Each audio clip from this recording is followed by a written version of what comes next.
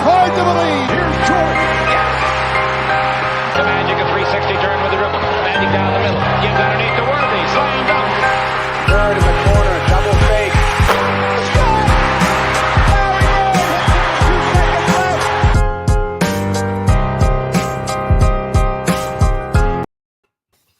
What's going on, guys? Welcome to Dime Dropper for another night of 2022 NBA playoff recaps. Before we get started, please make sure to subscribe on YouTube at Dime Dropper Podcast, Apple Podcasts, follow us on Spotify, and of course to follow me on all social media platforms at Twitter, Instagram, Facebook, and TikTok at Dime Dropper Pod.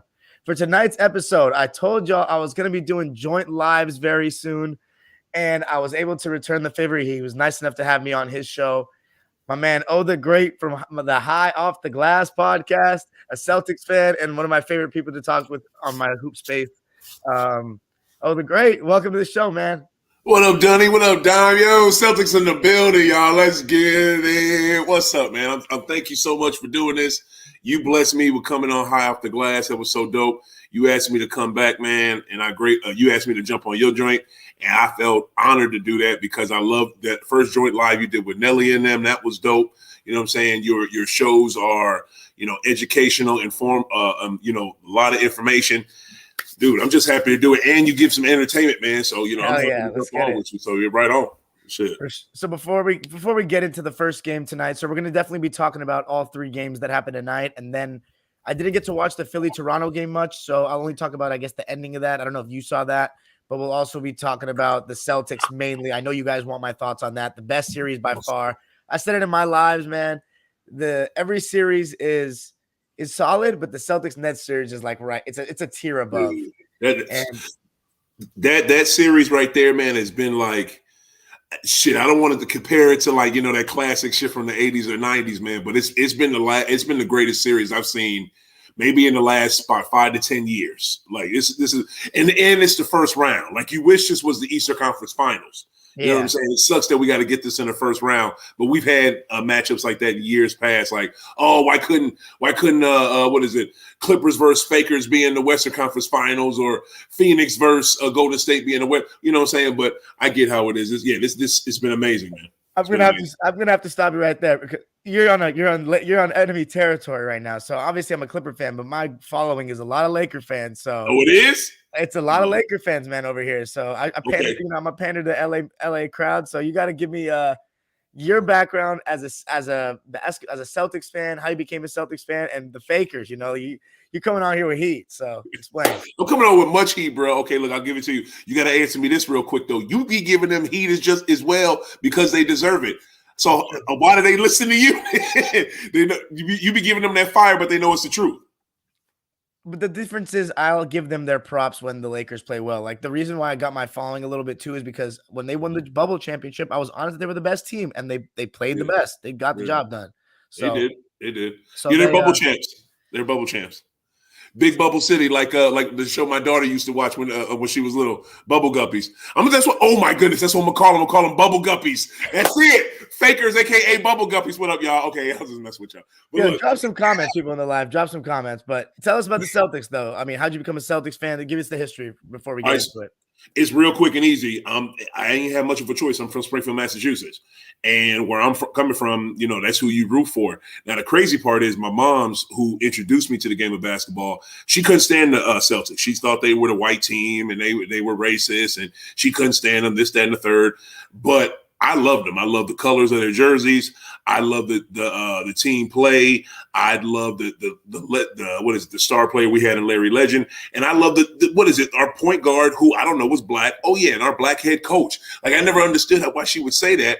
And then when I grew up, how people would say how the Celtics were so white and all this. And the third, we had a black head coach, and our star center was black, and our star point guard was black. So I never understood that. So always loved them. Despite what my mother trying to get me to like them nasty bad boy Pistons, no, I couldn't do it. So I rolled with my Celtics, and that was basically in the 90s. It was rough. It was really rough. I was definitely Bulls fan because GOAT was GOAT. So I was Celtics and Bulls. You hopped off the okay. Well, no. Yeah, never left it. Never left the bandwagon. We were trash, and I still rock. Rooted for the Bulls when the Celtics were eliminated, basically. Exactly. You know what I'm saying? And when they would meet each other in the playoffs, Shit, I knew it was coming. Bulls were going to kick our ass, but it was all good because I love them. But that was basically it, man. You know what I'm saying? I'm from there. And, it's the heated rivalry. The one thing that I love about the TV show that's out, Winning Time, it shows when the Lakers were the Lakers. Now I look at them now like they're the fakers. But back then, that's when they were the Lakers. So you got to give them their props. You know what I'm saying? But, yeah, that's how, I'm a Celtic fan, so that's the rivalry. It was always like that. It don't matter if it was when I was a kid, dude, they would the C's and the Lakers would get into fights in preseason games. Preseason, Dime. Like it was like that. You know what I'm saying? So that's how it is. What Cornbread said, if I saw a Laker on fire, I wouldn't piss on him to put the fire out. He said that. I wouldn't piss on him. So. You got I miss rivalries, man. I miss rivalries. Nothing like Lakers Celtics back in the day. Were the 2010 Lakers and 09 Lakers fakers or Lakers? The 2010 ones, the Kobe-less Shaq ones, yes, they were definitely fakers. Matter of fact, it's like this. Wow, really? To me, every Laker era after the 80s, they're fakers. The Shaq and Kobe are fakers? Fakers, early 2000 fakers. They were just two super dominant dudes. And look, when I say fakers, right? Don't get me wrong, Laker Nation. And I'm done talking about y'all because y'all not in the playoffs. So I'm done talking about these cats. We're gonna jump onto this real series, which is Nets Brooklyn versus Boston. But y'all were dominant, early 2000s when it was Shaq and Kobe. You had two of the dopest cats ever. I'm not gonna, I know how dope y'all were, but they were still fakers to me. That's all there was to it. Ain't no reason they could have had 6-7 championships if they could have figured it all out. You know what I'm saying? I'm so glad it blew up internally because they could have dominated the league for hellas. Fair enough, but they still. Winning 3 championships isn't easy. It's only the Chicago Bulls, your Celtics, and the Lakers that have done that. True, but look at who they went through though. They went through a Nets team that wasn't big enough to deal with them. You had a Indiana team who all they had was Rick Smits and Reggie Miller. Reggie needed another star on that team.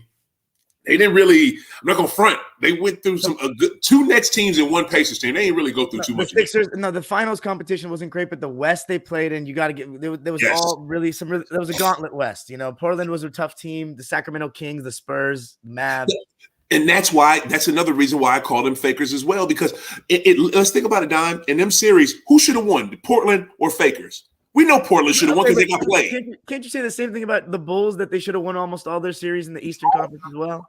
No, because the Bulls, you know what? You know why? Because they never went to a 7-game series. Only time they went to the 7-game series, once against Reggie. In the 90s when they were dominant, it was Reggie in 98, the only time they went to a 7-game series. Other than that, go into that shit real quick. 5 or 6. 2001 Lakers, 15-1. 2001 Lakers were 15-1. They dominated everybody. Okay, I feel you on that, but still, they got helped out by the NBA in those Sacramento and Portland series. They just did. Why are we talking about them? They're not in the playoffs.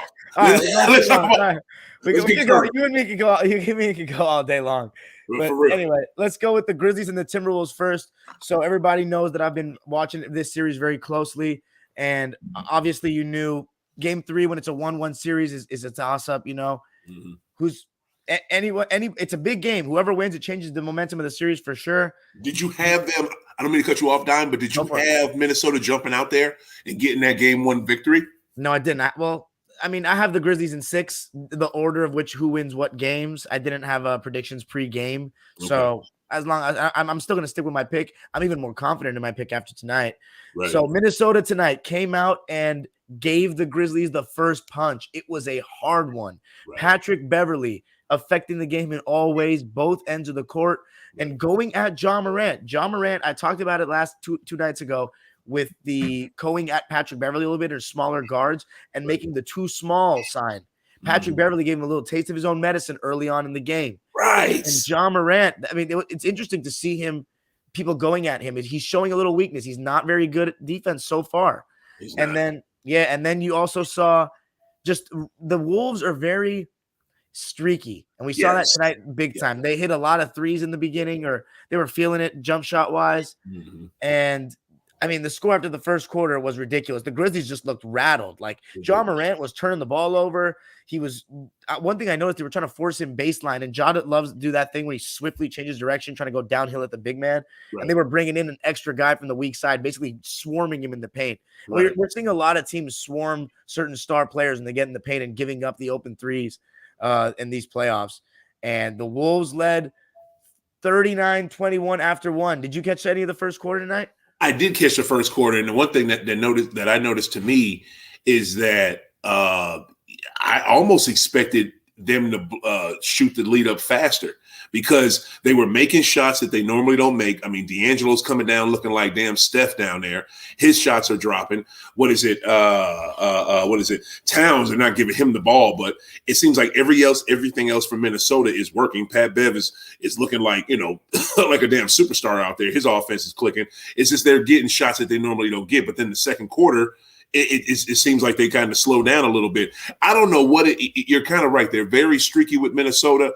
I want to blame. It's like I want to blame youth and stuff with Cat and all that. But damn, bro, you've been in the league, 9 years now? So we almost passed that. D'Angelo been in the league, 7 years now? You know what I'm saying? Well, what? Yeah, 7. Yeah, that's correct. 7 years. Exactly. You know what I'm saying? So it's just like we almost can't say age no more. And I know that coach is inexperienced. I think he probably needs a little more seasoning. So hopefully maybe next year they'll look a little bit stronger. I think it's just I don't know if Minnesota gets I think they just get ahead of themselves and they get those leads and they get comfortable. And it's just like you see them in the first quarter, like they're hitting shots. They're looking good in shots they normally don't make. And in the second quarter, Memphis creeps back in it. And it's not from Ja. Because Ja has finishes with 16 points, and most of them were at the line. Like, dude, he needs to develop a shot that he can depend on when the game gets tight. When the game gets tight, all he knows how to do is just drive to the bucket. Like, that's all he does. I mean, and all you're going to do is end up on your ass like he did most of the night. Like, he was on his back for most of the damn night. And what is it? Set up some plays, pick and roll, some screens, something. Like it has to be something more than just, I'm just going to come down the paint every time like I'm Russell Westbrook in OKC. Like, I don't understand that shit.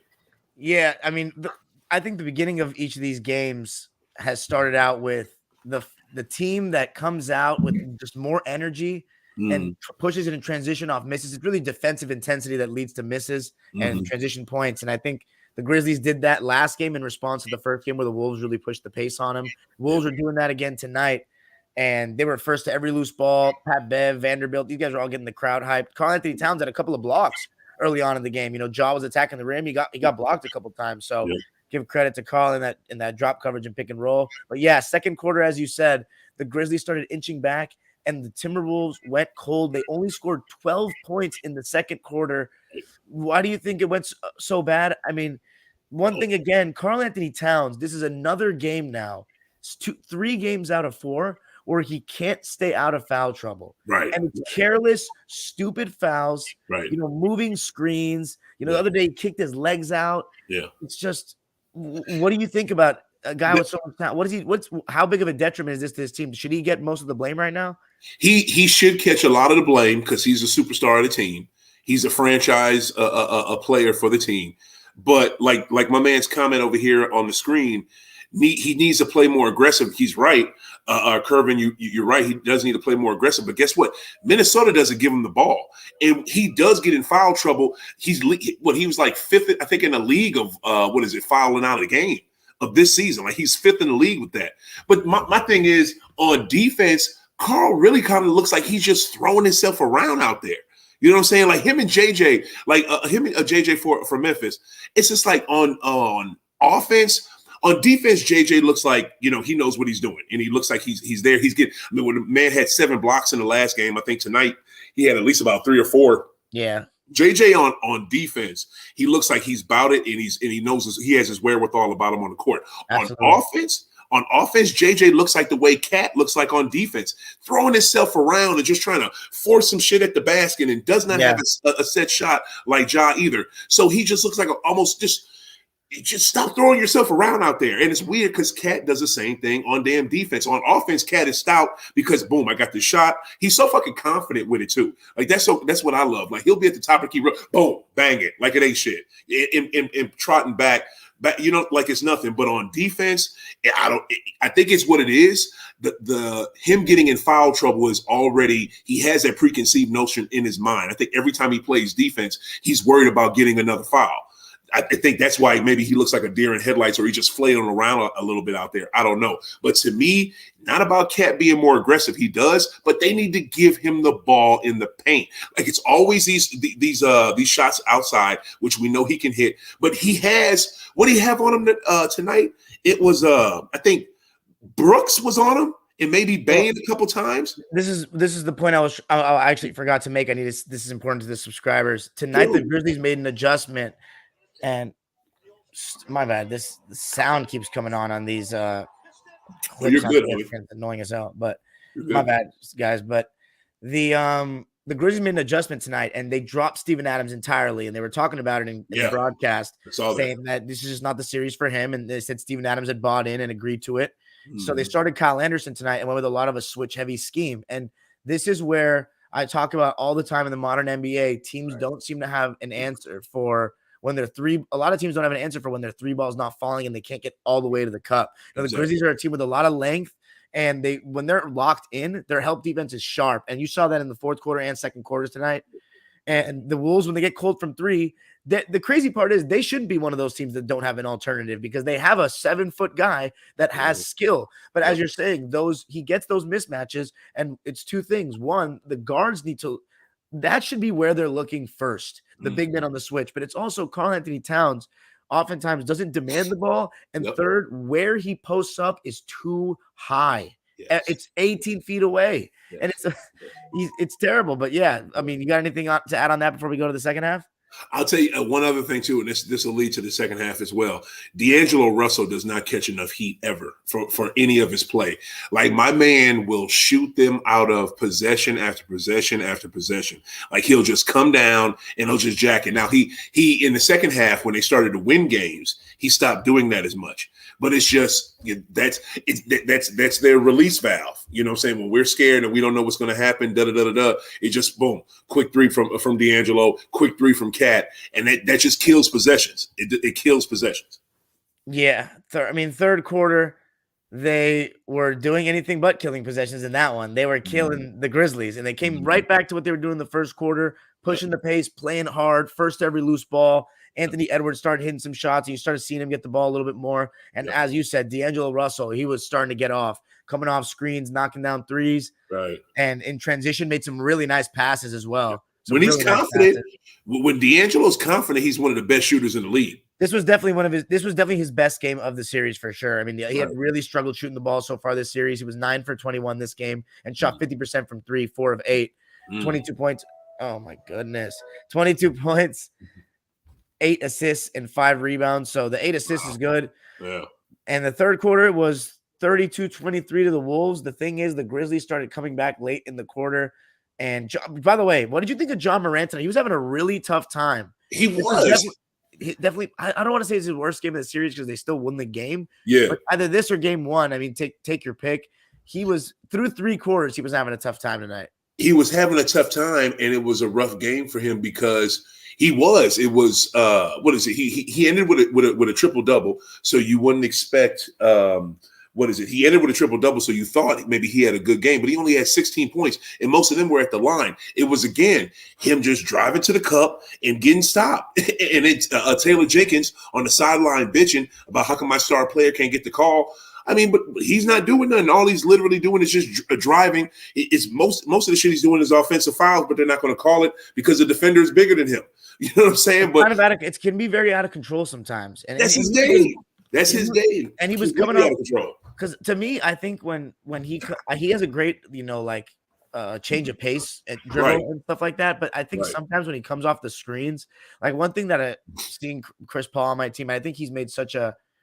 Because when you look at Trae Young, Donovan Mitchell, and John Morant, I'm starting to say these things. We'll talk about it when we get to Donovan. But I feel like when they don't get just right to the paint or their three's not falling, where is their in-between game? It's hard as a 6'2", 6'1" guard, as your best scorer to do this. And that's exactly why these kind of guards, being your best scorers, have not won championships. Like Steph Curry is like the exception to the rule. Right. You know what I mean? I mean, even Isaiah Thomas and Clyde Frazier, who are like the only other two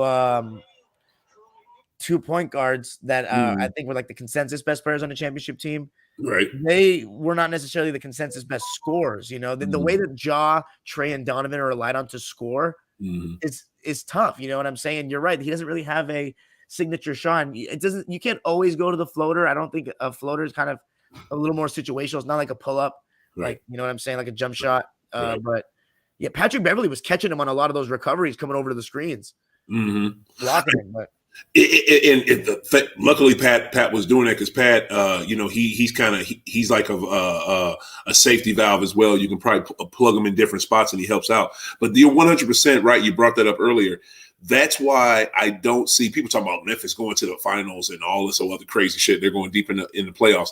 I don't see them going deep because they're not like Phoenix. And that's why Phoenix and that's why CP3 are dangerous, because they are a 2-point, they are a jump shooting team. They can get a nice mid-range shot. If you are a good mid-range shooting team, that's why you are dangerous. That's why my Celtics are dope, and that's why they're dangerous. That's why they're coming out the East, because they have that game. They have a deep game. They can go three. They can go. They can hit you in the paint, and they can hit you with mid range. You have to have that. And to be honest with you, like you said, Minnesota should have that too, because they have shooters. But we haven't seen it. And then with Memphis, you got Kyle Anderson, you got Desmond Bain, and you got Brooks. But it's just like, I don't know. Even though they got the win tonight, I'm glad they did. But it's just like that mid-range game. Where is it? We don't see it now. And that's exactly, that's the thing. They do very much rely on either, just Ja getting all the way to the basket or them hitting threes. And in the fourth quarter, they had exactly that going for them. It was an unbelievable fourth quarter and almost shocking. And I've seen as a Clipper fan, seen some pretty terrible collapses, but this was really bad. Right. John Morant finally started to get going a little bit. He turned the ball over 7 times tonight, just to give you guys a little bit of a picture of it was tough for him. When he got into the paint, there were a lot of long arms and Patrick Beverley fighting over the top of screens, chasing him from behind. And as my man over here said, you go into the rim, and they did a great job of collapsing, just like the way that the Celtics did on the net, are doing on the Nets, just having bodies ready at the rim. Mavericks doing the same thing to Utah. Right. And you saw him struggle a bit. But in the fourth quarter, there was this one beautiful move he had where he went stopped on a dime, went behind his back, finished with his left hand. And he started making plays in the pick and roll. And as we said, the 3-ball, it started falling from Memphis. Tyus Jones, Desmond Bain, who had his best game of the series tonight, knocked down his catch and shoot threes. And Brandon Clark was my player of the game, actually, for Memphis in this one. He was just everywhere in the fourth quarter and was finishing on lobs, on the rolls, offensive rebounds. Right. I thought you'd go Brooks with that. I kind of thought that was Brooks that was everywhere at the end of that game. He seemed like he was almost every play that needed to be made, Brooks was making that shit. Brooks was fighting pretty hard. I would just say that, Brandon Clark, he had a nice efficient 20 points on 66% shooting. And Dylan Brooks had a tough shooting night, even though, I'm not that big on field goal percentage, but 4 for 14. So I would lean Brandon Clark. His defense was just great. Right. I thought he was everywhere tonight. It was. Yeah, 20 points off the bench, that's not bad. But here's a stat that I heard earlier with the game that kind of threw me all the way off. Do you know in the fourth quarter, Minnesota went 5 minutes and 34 seconds without a field goal? Yeah, so that's what I was going to ask you next, man. Let's talk about it. Where did it go wrong for Minnesota here? I mean, they only scored 12 points in the fourth quarter. Well, I'll tell you in the fourth. I tell you where it went wrong. I mean, you got what is it? Again, they didn't give Cat the ball. We talked about that earlier. He wasn't calling for the ball. He wasn't in the paint. He also wasn't in the game. Remember? It's true. That's the thing. It's like he's got to do a better job staying on the court, and it's like he kind of blew it. But he does. My bad. And no, you're good, and that led to that point but that's how he plays. Though he like we said earlier, he flails around on defense. But again, though, where's a rookie superstar or second year rookie superstar Anthony Edwards? Where were you at? Because my man had 19 points, and how many free throws he take? He's another guy that I think he really can fall too in love with the three. He shot it pretty well tonight, 4 of 9. I think he wasn't really aggressive enough tonight. I was noticing that in the game. It seemed like he wasn't attacking as much. He only got 6 free throws. He only 6 free throw attempts, and he missed 3 of them. Like, come on, dude, you gotta. He's another guy that I think he kind of lacks right now the in between game. It's gone a little bit better. We've seen him hit some mid ranges in the series, but if it's not at the rim and it's not a 3-ball, Mm-hmm. It's because all these guys start their moves from behind the 3-point line now because they run that modern pick and roll offense. It's like it's not as much ISO ball, but so then the adjustments got to be made. It's just incredible. Dime, you're 100% correct. And I know we said this before, we're going to say it again. It makes no sense how these NBA players do not have a mid-range game. Like, these cats can either shoot the three or go to the cup. Like, there's no in between. And another thing, and I don't understand that, but I blame that on AAU because AAU doesn't teach fundamentals like that. Cats just watch Steph and they want to shoot threes and they're just going to the cup because that's what everybody does for easy baskets. But another thing too is Anthony Edwards. You're the Ja Morant. Well, I don't want to say you're the Ja Morant, but you're the superstar. You're the young athletic, second year rookie young player that they have. You need to match what Ja's doing. What Ja's doing offensively on one end with that energy, you need to match that on the other end. That's what you're there for. Like, since they've gotten him, he sparked a cat a little bit. You know what I'm saying? Not a little bit, a lot. He sparked D'Angelo. He's giving them that young youth that they needed. Even though them cats shouldn't need no damn young ejection of youth, they needed it. They obviously needed it in Minnesota, and he's helped. So that's what I'm saying. He should match whatever Ja is doing on the offensive end, because Ja wasn't giving him much on offense at all. But what was Ja doing? He was still pushing the offense, going to the cup, being aggressive. Anthony needs to do the same damn thing. Yeah. I mean, I don't know if necessarily he could match him the same way he was the first two games, but he can be better than tonight for sure. I think Ja Morant is the best player in the series and will play like that as the series continues. But it was just tough to watch for the Wolves. They didn't, as we said, they didn't have Karl-Anthony Towns in that fourth quarter for a lot of it because he was out of the game. So where you getting your offense? The Grizzlies were starting to switch everything, and it was forcing a lot of ISO ball, and they weren't really creating many good shots. And they did actually create some good shots, but they went ice cold from three. And we need to talk. I'm so happy I remembered before I forgot about this. Mm-hmm. Chris Finch, man. Right. It was a 3-point game, and I was telling my friend, okay, it's time to call timeout. Yeah. Basket after basket, turnover after turnover, missed three after missed three. Yeah. He would not call a timeout. And it's like, this is a young team. Yeah. I hate this wannabe Phil Jackson shit that Glenn Rivers and some other coaches do with let's just let them figure it out in adversity. It's like, dude, Phil Jackson, y'all gave Phil Jackson so much credit. He had Kobe and Michael Jordan out there at all times. It's different. Like, this is D'Angelo Russell and Anthony Edwards. You're not gonna call timeout, man. Calm these fools down. But they need some coaching. Yeah. I'm glad you brought it up. I mentioned it earlier with him. Hopefully next year he'll be better, because I don't want to. I'm quick to call a coach out. That's one thing about me. I am quick to call a coach out. And one thing I'm a big proponent of, a dime, is more young black coaches. In professional sports, you can have black athletes as your stars, but when it comes to management positions, in upper management positions, you forget who got you there. Like, it's really kind of weird. So to me, I don't know. If I'm Minnesota, I would have went with a young black coach, not a unexperienced NBA coach, because I think they put Finch's record up there. He's coached everywhere. He's coached a lot of different places, overseas, G League, this, that, and the third, and he probably is a good coach. And again, I'm not going to hammer him, but all I'm saying is, number one, like you said, you need to take a damn timeout. Like, you're running your boys ragged. They don't have a plan. They look like they're flailing for life out there. Call a damn timeout. But if I'm Minnesota, depending on how they finish the season next year, because I'm never somebody to fire a coach in the middle of the season or with like a third of the season left. I never understood that shit too. Why you would fire somebody in goddamn February? The season's damn near over. So why are you firing somebody in February, March? Like, that shit is dumb to me. But if they don't make the playoffs, or they look the same next year as they do right now, I'd seriously consider getting a new coach. And I would go with someone who is like, why would you not go with someone who played in the league? That's why I was all about it last year with my team. Brad was good when he first got there, but he could not reach those players anymore. It was time for him to do something else. I'm glad he got promoted, because he's doing way better in that front office than he did on that fucking sideline.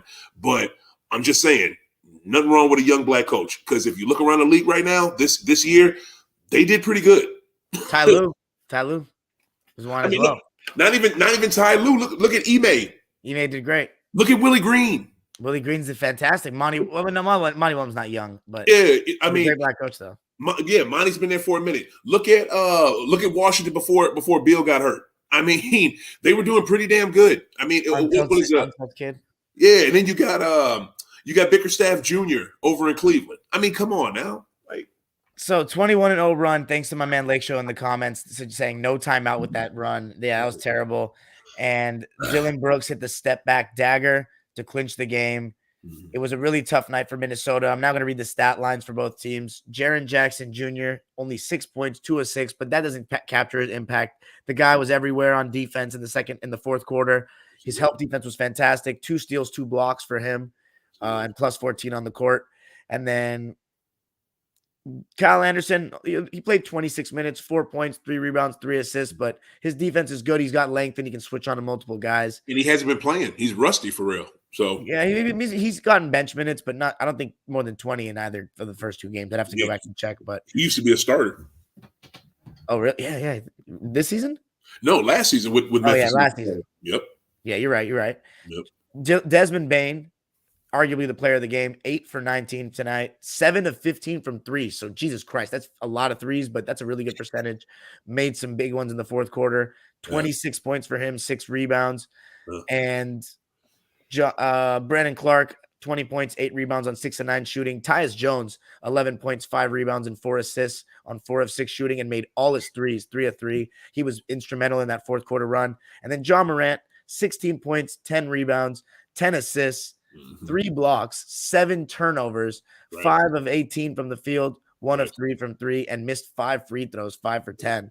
So not the best night for him, but he played big in the run, and at the end of the day, he helped get the job done, and they couldn't have done it without him. So the thing is, for me in this game, the Wolves. Malik Beasley finally had an off shooting night. Missed some big threes in that dry spell for sure. 11 points, 4 of 12, 2 of 7 from deep. Naz Reid was 1 of 5 tonight. And then Patrick Beverly started out hot, but he also missed some wide open threes in the fourth quarter. 0 of 5 from deep, 5 for 13 from the field, 14 points. He had a pretty good game, though. He also had 3 steals and 2 blocks. Who was that you said was missing? Who was that? Patrick Beverly in the fourth quarter. I mean, why is he taking that shot? That is not. He's been like 38% from 3 the last couple of years, man. For us, he was good at wide open threes. For y'all, he kind of was, but he didn't take that many of them with y'all. That was the thing. How many? When he was open, he would take them, and he even makes them semi-contested. Believe it or not. Okay.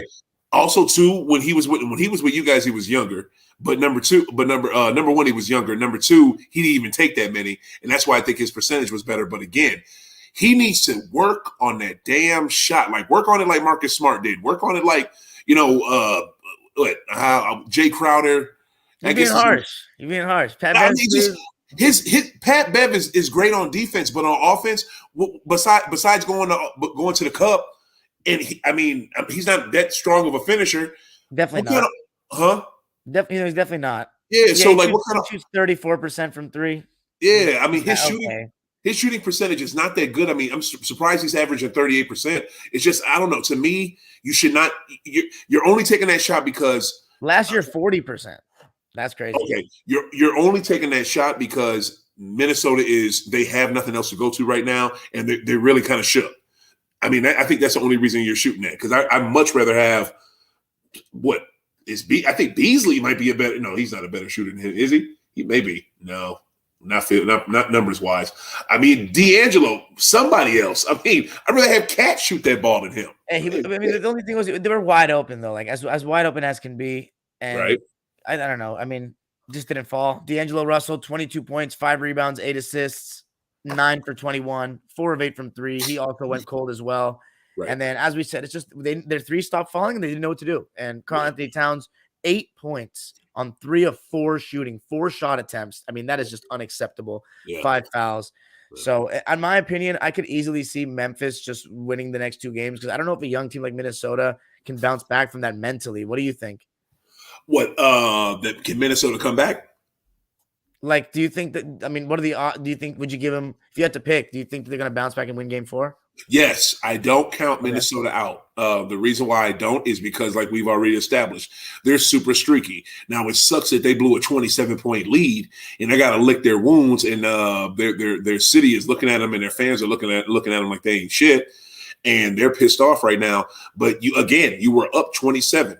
Should you have won that game? Yes, you should have. But I don't count Minnesota out because you still have D'Angelo Russell who can get streaky hot. You have Cat who, if you give him the ball, he can get hot and take over a game. I still like Minnesota.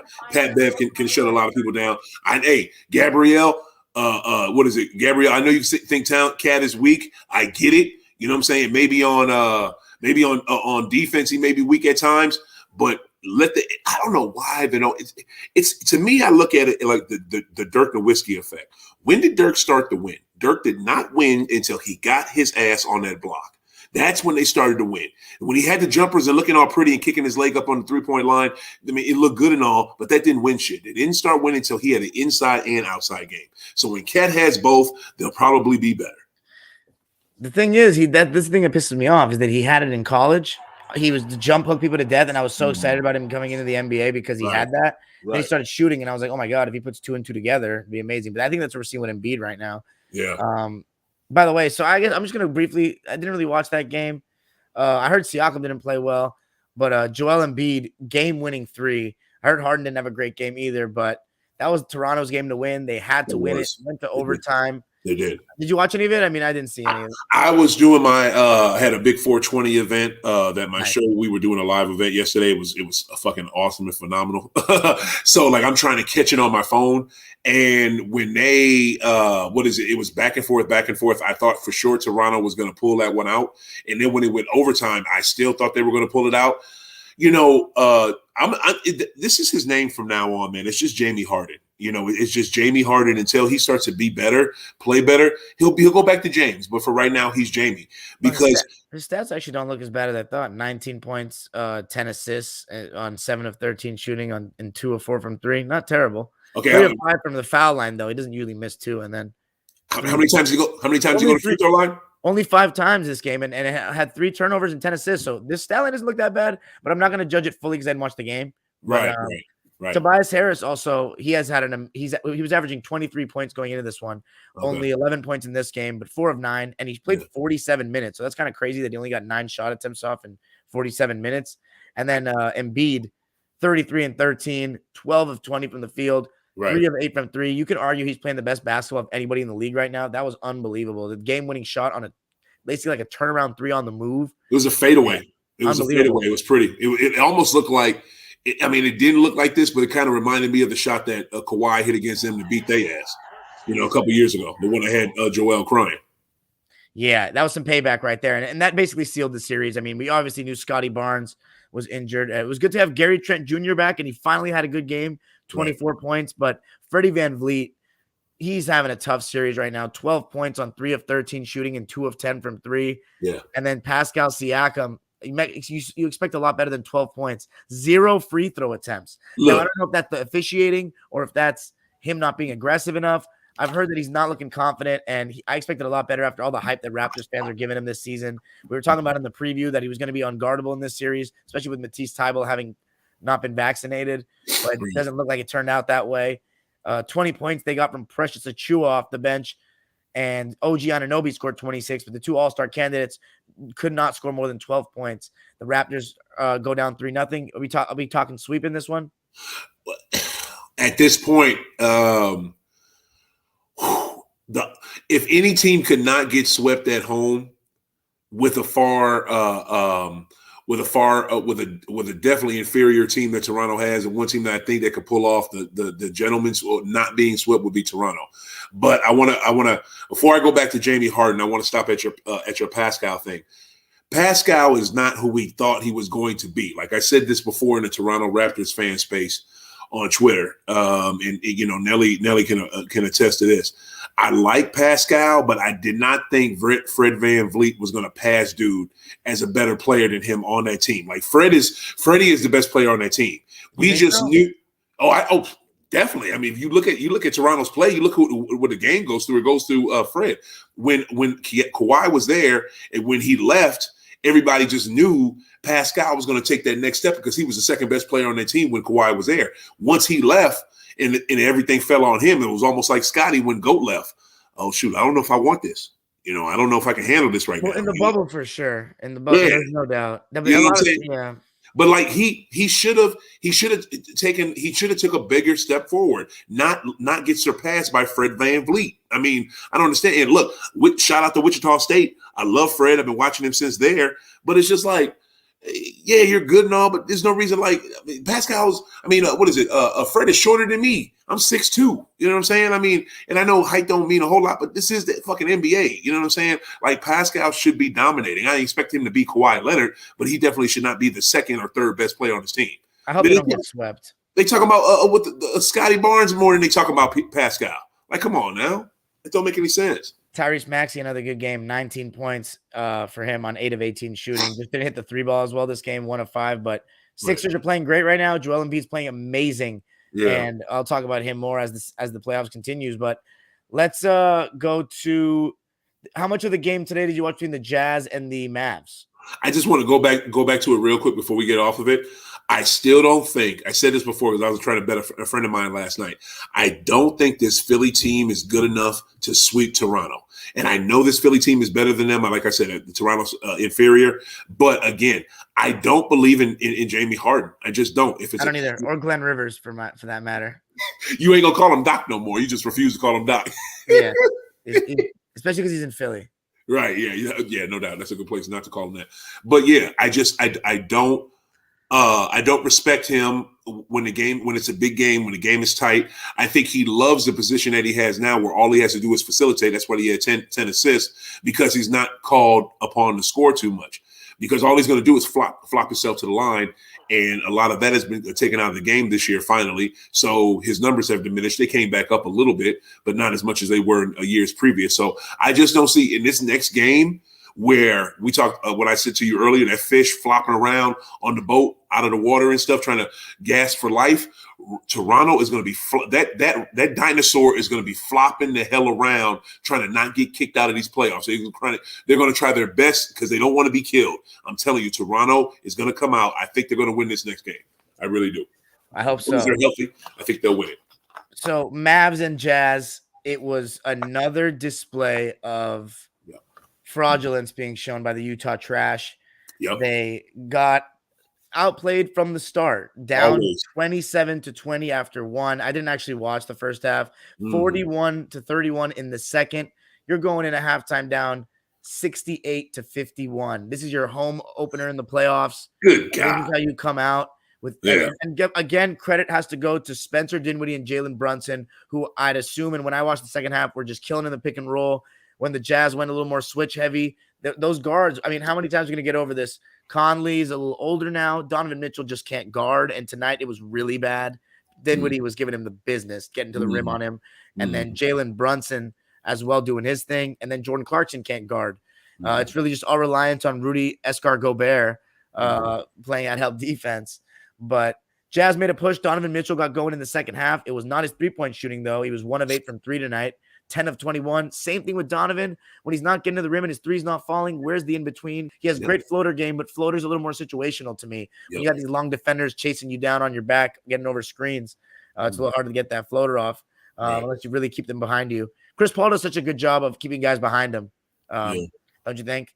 Yeah. I mean, that's why Chris Paul is one of the best in the game. Yeah, but his game.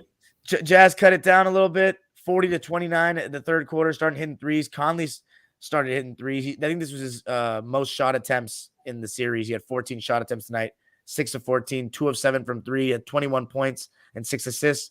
Could have been a little bit better, but they just couldn't guard point blank. And Reggie Bullock, 3 of 6 from deep tonight, 12 points. Maxi Kleba again knocking down shots, 17 points, 6 of 7 from the field and 4 of 5 from 3. Even Josh Green, who was super hesitant in his shot the first 2 games, looked uncomfortable, Draymond Green style. 4 of 6 from the field and 3 of 5 from deep. Davis Bertans, 4 of 7 from deep. So Bertans got off? Wow. 15 points for him. That was his first double-figure game of the series. They got a lot of bench points. I'm counting them right now. Dude. 32 between Cleveland and Bertans, and then you get 5 from that's garbage. I don't know if those are garbage time or not, but let's just say 44 points from 3 guys off the bench. Right. That's big time. 43% from 3 they shot. And Right. Spencer Dinwiddie didn't shoot well, 6 of 21, 20 points, 6 assists, and 5 rebounds, 3 steals. But man, he affected the game immensely. And then Jalen Brunson, another 30-point game, 31 points, 5 assists, 12 of 22 from the field. He didn't make any threes, but he kept getting to the basket, getting into the paint. And the Jazz lost at home again. What were you seeing? 126-118 in Dallas. I got so much shit for the Jazz. It's ridiculous. Jalen Brunson, pay him. That dude deserves a max deal. He's trying to get paid. Wow, max? Yeah, I'd give him a max or, if not, something close to it. Because, I mean, like Jalen. $20 million a year probably? Yeah, something like that. Maybe 18. But I definitely would take care of him. But, yeah, I got so much shit for the Jazz, man. It's ridiculous. The Jazz franchise as a whole, man, it's always been that it's either been that forgotten about franchise or that almost franchise. That one that was almost good enough to win it all. One player away, a couple plays away, Now it's just like, and they always, for the last few years, they seem like they were maybe a player away or a few plays away from going deep. And now they've lost all that luster. Like nobody looks for them to do good in the regular season anymore. Even if they do good in the regular season, we know they're going to nut up in the playoffs because that's what they do. They nut up. I'll just go here, man. There's reasons why there were rumors about Quinn Snyder being let go before the season was over, and rumors of who was going to replace him because that dude does not have it. They are not listening to him. He has lost them completely. His in-game, the way Quinn Snyder, I've never been a fan of his when he was an assistant coach with Duke. I've never been a fan of his when he was when he coached in other teams in the league. I think it was only one other team. The thing that I don't get about Quinn Snyder is several things. But you have somebody like Rudy Gobert. Now, we get it. He's an older type of center. He doesn't play like the newer cats. He can't dribble. He can't do all that. But why the only reason you use him is just to get offensive boards, blocks, and alley-oops? Like on offense, they literally only use him for alley-oops.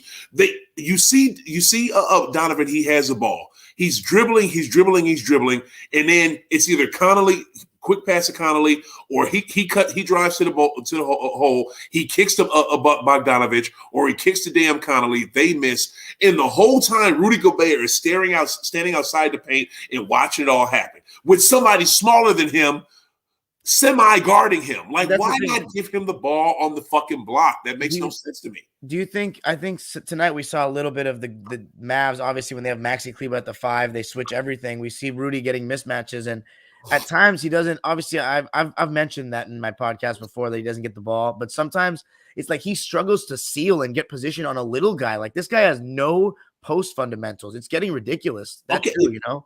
You're right, and guess what? Same thing with Dwight Howard. It took him forever to get. He was levels above. He looked like freaking Wilt Chamberlain compared to Rudy Gobert. Yeah, true. But it did take Dwight. Like it took Dwight damn near his whole career to get low post moves, and he barely has any now. But to me, though, I blame coaching on that. That goes back to coaching. Like, why are one of them assistant coaches getting that dude, like teaching him something, telling him to get on the block, showing him how to work down on the block? Bring Akeem Olajuwon in. Bring David Robinson in. I bet you money if you were to pay them and have them come, they would do it. And why in the hell aren't you reaching out to your superstar in Karl Malone? I know Karl Malone is a weirdo. Yeah, but I see what you're saying. You know, I know that dude is he's different, and he's got some stuff in his past I'm not about to talk about right now. And matter of fact, he wasn't even at the All-Star weekend for 75, was he? Karl Malone. I think he may. Oh, yeah, no, he wasn't. Yeah, that's stupid. He wasn't there. It's just like, why isn't he there helping this cat? Like, you got Karl Malone, who was one of the greatest low-post big men ever. Why is he not helping Rudy out? Rudy needs some fucking help. Like, I don't get it. Yeah, I mean, he's some tutelage. Again, another game where Bogdanovich was shot. Oh, I'm sorry. Shot well, 8 of 12 from the field, 4 of 7 from 3, but only got 12 shot attempts. While Conley gets 14, Donovan gets 21. He had 24 points. I just don't understand. He's shooting like over 50% every game. And I think he needs way more looks. Royce O'Neal, who played well in the last game and made the dagger in game 1, didn't even get a shot off tonight in 32 minutes. Got 2 whole points. But if you look at these starters, man, 32 from Donovan. Yeah, 10 of 21. So he shot efficiently, just not from 3. 11 of 12 from the line. Yeah, but look at this. I'm just looking at their points. Connolly with 21, Bogdanovich with 24, Gobert with 15, and you still lost? You got 14. They can't guard. I think that really comes down to the fact that they cannot guard right. perimeter players, and part of it's Donovan. Like, your best player can't guard, and he's a 6'2" guard. I'm starting to see the problems. He's going to have to probably be a number 2 going forward if he wants to win a ring. I think that it seems like his play style has limitations. Maybe he can't lead a team to past the second round. I've been saying that they need a better second option than Rudy, but it's tough when Donovan can't guard. I always think that if your best player can't guard, it's tough. Yeah. And I just think if they had another superstar, and a different coach with a better mindset, and somebody is going to force them and tell them to wake the hell up, because I think they do what Minnesota does. They fall asleep on possessions. They may get a lead and they just fall fucking sleep. And when they let the other team get back in it. And when their threes don't fall, where do they go? And you know what I'm saying? If Donovan can't get all the way to the basket, where do they go? Because if they don't go inside, it's like it's the same thing. So the Jazz are in really deep trouble now. There's going to definitely be changes this offseason if they lose this series. This is unprecedented by the Mavs. I got to give them so much credit for this. Yeah. And if Luka comes back next game, this could be a wrap. If I'm them, why in the hell would you have Luka come back now? Let that dude get that rest. You do not need him. Would you bring him in game 5 if it's 2-2? God, no. I'm not bringing Luka into this series unless it's game's fucking 7. That's the only, and I need to fucking win it. But what if he goes too hard in a game 7 if it's his first game back and re-injures himself? I feel like game 5 would give him a game or 2 to get ready for the next series. Okay, that's a good point. But here's the thing: if you can keep, what would you rather have right now? Rest or work? And if you're Dallas and you want to make a good run in this playoffs, which I don't know how you're going to make a deep run anyway, because you don't have another superstar to go with him. Spencer Dinwiddie and Brunson are good, but they're not superstars. But to me, you want to go deep in these playoffs. Let's see how far you can go. Do your job. Not kill these Jazz because they're already wounded. Just kill them and get them out the way, and let this dude rest and save him for the second round. And they got so blessed getting this as their opponent in the first round. Like, good, damn, they fell into a good seed with that shit. Because who didn't want to play? Who was scared of the Jazz? I tell you, nobody. Now it's a must-win game 4 for them. No excuses. Let's get to the Golden State Warriors tonight against the Nuggets. A really entertaining game. Be happy when we get to this. Yeah, well, that's next after this. Not much to say. I mean, I think the first quarter, I wasn't even really paying that much attention because honestly, every single first quarter has been close in this series and it's told us really nothing. As the game goes on, that's where the Warriors start to take over, especially when Steph comes in and they constantly put Jokic in that pick and roll. And the Warriors get really good looks. Jordan Poole was at it again with his same shenanigans.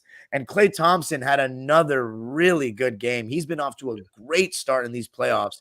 10 of 18 from the field and 6 of 13 from deep tonight for Klay. 26 points, and you know he's going to play good defense. And the Warriors were up 69 to 59 at halftime. What were your thoughts on the first half if you caught any of it? First half, I did not catch any. I was too busy watching Memphis, Minnesota, to be honest with you. And then watching some Chicago and Milwaukee. That's a sleepy good series. Yeah. Do you want to go into that now? Or do you want to go in? I want to definitely talk about it a little bit, but I do kind of want to talk about that because let's be honest. Poor Joker. He's doing everything he can. We talked about this at the start. He can't do anything with this team. This is a sweep. It's a wrap. Do you think? Well, the end of the game was interesting, though. Like the Nuggets made a run at the beginning of the third quarter and took the lead, but they just didn't take too much of a lead. The Warriors did a good job bouncing back. I mean, Steph made some big shots. Poole made big shots. Otto Porter was good. Right. Jokic, I think he did his thing, but it's like the Nuggets don't have a switch everything kind of lineup. Jokic has to come out, and that forces the defense to rotate. And when the way the Warriors pass the ball. I mean, the Nuggets do a decent job of making them make all the right passes, but they've been doing this for years. You know what I mean? There's so much space, and guys like Jordan Poole, Klay was getting some good looks tonight. Draymond, even though, as you said, looked afraid to shoot, was making all the right reads, and he was making life tough on Joker. But Joker was dominating tonight. I think this was his best game of the series. I think this was his first 30-point game of the series. Well, that's because I'm sorry, I don't mean to cut you off. No, you're not cutting me off. Go for it. What is it? That's because they don't have really a center out there to really mess with them. And and they need to keep. The thing is, Looney and Draymond, they've thrown a lot of guys at him. Draymond's done the best job in this series, but I mean, last game was the thing is it's just hard for Jokic to do much when they hit him with the 3-point barrage, and then obviously the momentum at the Chase Center kind of carried them to force misses as well, and then the refs probably like not giving Jokic his calls and shit. There were a couple of times today I was like, Jesus, like if you want to call fouls on guards, you got to give Jokic some calls. Right. He probably should have had at least double-digit foul shot attempts tonight, but he only finished with 9 foul shots. Right. They weren't calling much in this game, but he was dominant. He was even dominating Draymond. Draymond made a big steal at the end to kind of clinch the game, but 37 points, 18 rebounds, 5 assists, and 3 steals for Jokic. Like he had 5 turnovers, but he dominated the glass, the paint. Yeah, but I give him his props, man. I he can do his thing. I'm happy for him. But to me, them making the game close, even if the game went into overtime, which it almost did, I'm still not. There's still nothing Denver can do. They're still probably going to get swept. It's just like Toronto with Philly. I think Toronto has enough fight in them and enough flailing around, enough will to force them not to be swept. Denver does not have that much fight. I'm listening to Mike Malone in the post-game presser, and he sounds like the series is over. He literally sounds like it. Oh, they gave me so much. They gave me so much this. They gave me so much that. And I'm proud of the way we played. And I'm proud of this. And I'm proud of that. And, this, that, and the third. The way he talked in that post-game presser, it sounded like the series was already over. So, Mike Malone knows what time it is. Steph Curry made some big plays down the stretch. He finished with 27 points, 3 rebounds, and 6 assists on 9 of 17 shooting. 3 of 9 from deep tonight, so not his best game shooting the ball. Gary Payton was really solid too, by the way. 11 points on 4 of 4 shooting and made 3 threes. All 3 of his threes. 18 for 40 from deep tonight for the Warriors. That's 45%. Unbelievable. I already mentioned Klay Thompson's line. Jordan Poole, again, was tied for the leading scorer for the Warriors. 27 points on 9 of... Yeah, my bad. Go ahead. No, you're good. I think Gary Payton Jr. might be a better shooter than his dad. It's crazy.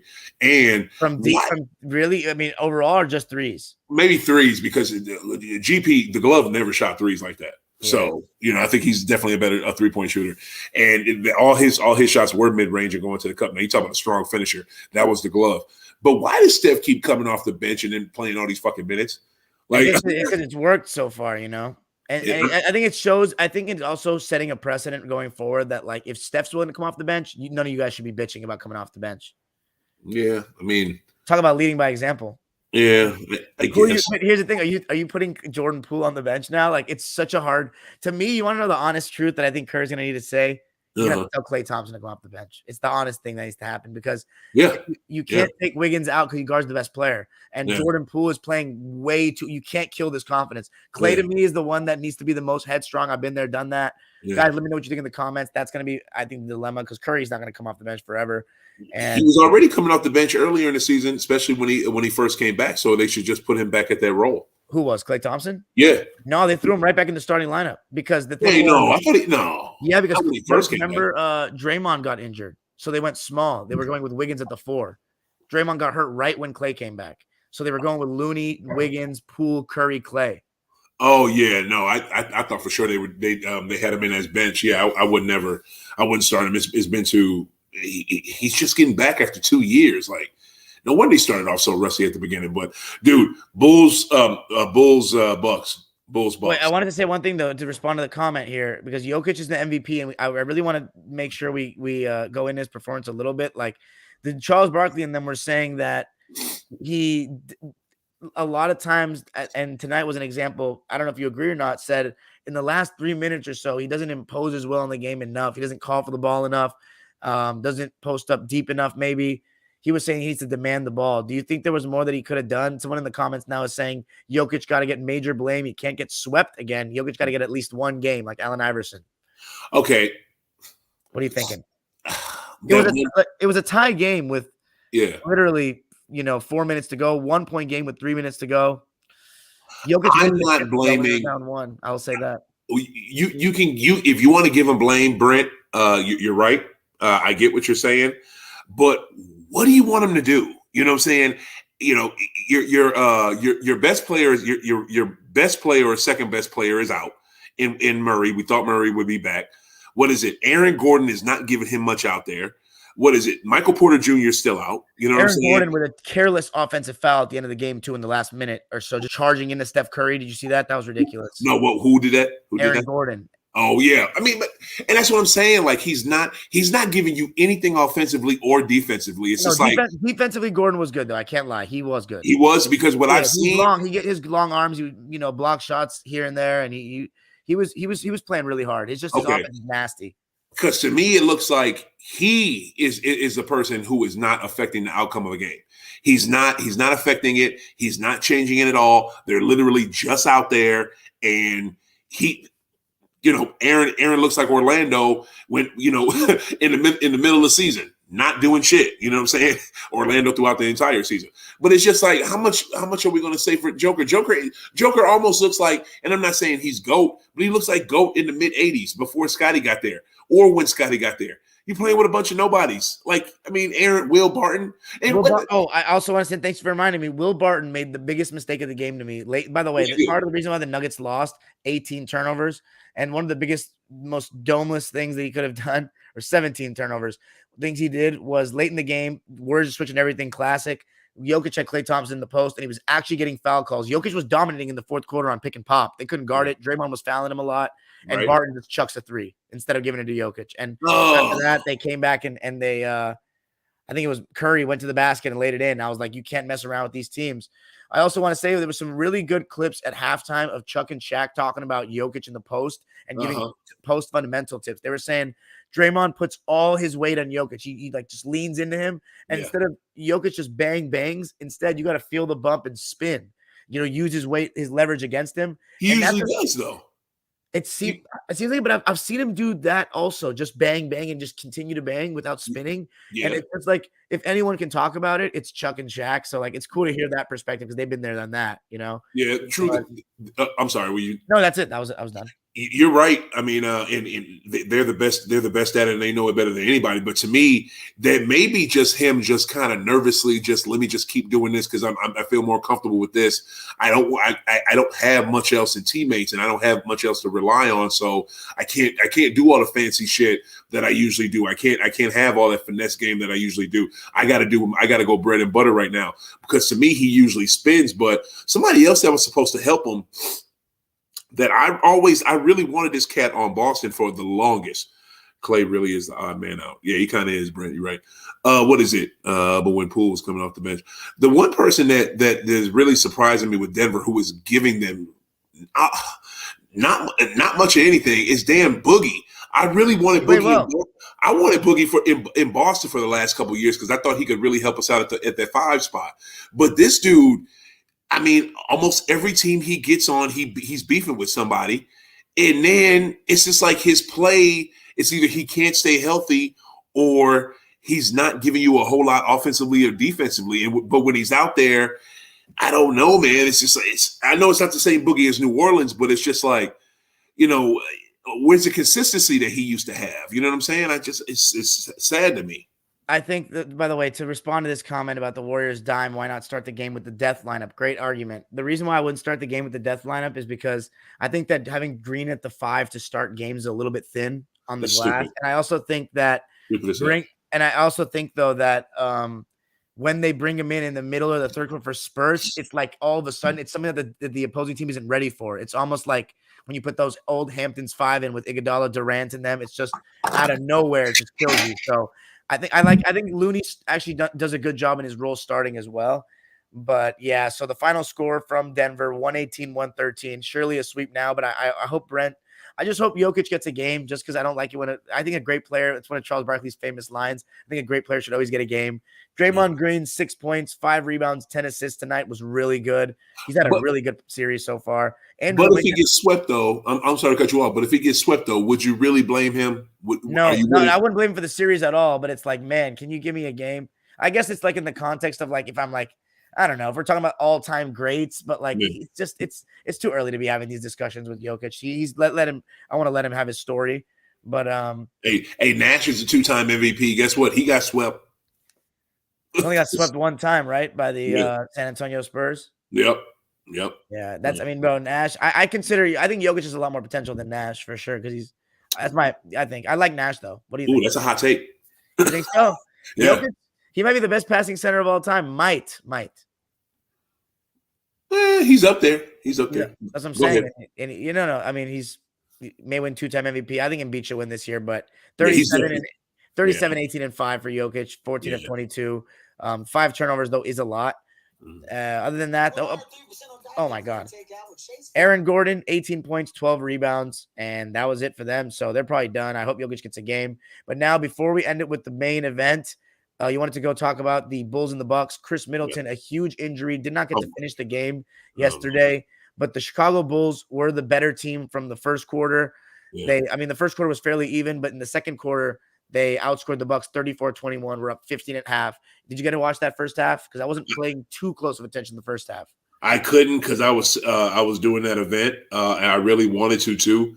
And especially when I heard about the injury, because I mean the game. If you watch the game, Bulls were up when Middleton was still out there. Like Bulls were up, and Bulls were controlling the tempo of the game, which is very surprising to me. Which almost lets me know the Joe Judge thing is at least the one thing that's kind of sad is, are the Bucks tired? Do they still want it? Is Giannis still hungry like that? I think Giannis is hungry, judging by his performance. Yeah, because Giannis always seems like he is about it. He's not trying to do like Nowitzki and the Mavs. He's not one and done. But why aren't you dominating a team like Chicago? I know Chicago knows you and can play you all, and they have talent, but I feel like they should be more dominant of them. Even in game one, when they had all the momentum on their side, they let Chicago make that game close. I did not think that series was going to be close. You know what I'm saying? I thought it was going to be, it'd be up 3-1 by now or 3-0. And I think the other game 2 was the best playoff game that I can recall of DeMar DeRozan's playoff career. Obviously, there's been a lot of talk this season about him. He did not have a good game 1, but he was amazing in game 2. Right. One thing I noticed was Bobby Portis, he had an eye injury or something, and they missed him really badly because Brook Lopez, as solid of a game as he had on offense, he had 25 points, 9 of 15 from the field, and 3 of 6 from 3. They constantly put him in the pick and roll, and he was in that drop coverage. And DeRozan was getting into that mid-range all day long, getting to the right elbow, just going left, going right, rising up over guys. Even with Giannis at the 5, they were switching him onto him in the beginning of the third quarter. He was dead-eyeing Giannis like one-on-one. It was unbelievable. Right. And the most incredible thing for the Bulls is not only that their defense was strong, and you got to give a lot of credit to Alex Caruso on defense, was just unreal. Solid game for Pat Williams as well, 10 points, 9 rebounds. But Alex Caruso, what do you think of his performance? 9 points, 10 assists, 2 steals, 2 blocks. Huge defense the whole way. I know one thing. There's a team in L.A. County not named the Clippers that would love to wish the fuck they had his ass. I bet you money they wish they. I knew you would go there. I knew you'd go there. L.A. County that really wishes they would have kept that little white leprechaun or whatever his nickname was. I forget what it was. Like Caruso. Say what? The bald eagle. There you go. Like Caruso was a dog for them, and I love Caruso. I hate that he got hurt when he got into that. Who was it that hurt him? Grayson Allen. Yeah. Oh, that dirty son of a. Anyway, they would have a much better record if Caruso wasn't out so much, and he's showing it in the playoffs right now. Exactly. Like Caruso was cold-blooded. I've always, even when he was with the Fakers, like I loved his game. I mean, like you said, damn near a double-double tonight, 9 points, 10 assists. But it's the dog type shit that he does. Going for loose balls, playing good defense, knocking balls loose, like stuff, boxing somebody out. Those are the things that aren't in a box score. That's what Caruso does. That's why Caruso's such a great player. We have somebody like that on my team, but that is somebody that you need. You need a player like that to win chips. You just do. If you don't have them, you ain't gonna win them. Another thing that was huge was the performance of Nikola Vucevic and Zach LaVine. All 3 of them had efficient nights. Vucevic was 10 of 18 from the field and 4 of 8 from 3, killing in that pick and pop. Right.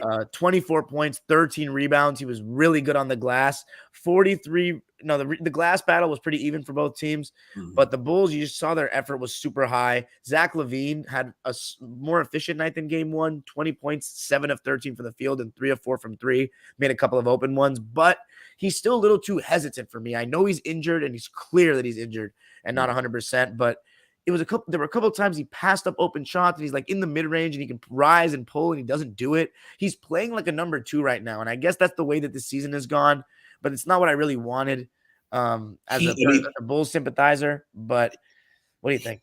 He is a number 2 to DeMar. He's not better than DeMar. And then if you just said he's hurt, Dime, how explosive you expect him to be if he's hurt?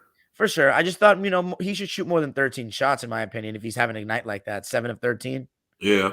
But honestly, not much to complain about. They did win the game, so. Right. And I'll be honest with you, that's, to me, more efficient shooting has to have less shots taken. Like you look at I hate to just go to him, but I'm just going to go to him because that's the one I could think of readily. And there's other shooters you can go to as well. Hell, you can go to Sean Elliott when he was with the Spurs. But Larry Legend, Mikhail would say it all the time. Like, Legend would shoot 10 times a game, 11 times a game, and still end up having 20-some points. He didn't take that many shots. You don't need to take a lot of shots to have a good have a high score or a good shooting percentage. Just be more efficient with your shots. That's all that is. Yeah, well, DeMar DeRozan took a lot of shots, and he was 16 of 31. He was amazing. He Only shoots 2 a lot. threes, Yeah, 41 points. That's what I'm saying. Like, maybe I would think that – I just think that Zach LaVine – in the beginning of the season, before the injury started, they were averaging around the same. And then DeRozan, as LaVine started getting hurt, just started going ballistic. Yeah. And so DeMar had 41 points, 7 rebounds, 4 assists. He was unreal. Even though the Bucks made a run, Middleton started to hit some threes. Giannis was relentless. I thought Giannis did everything he could on both ends of the floor. He tried. He kept fighting to the last minute. One crucial turnover, I guess, with Caruso. But overall, he was really good. 33 points, 18 rebounds, 9 assists, 3 turnovers. Didn't turn the ball over too much. 2 blocks and a steal. The only thing I'd say, he was 11 of 20 from the field, so that's great.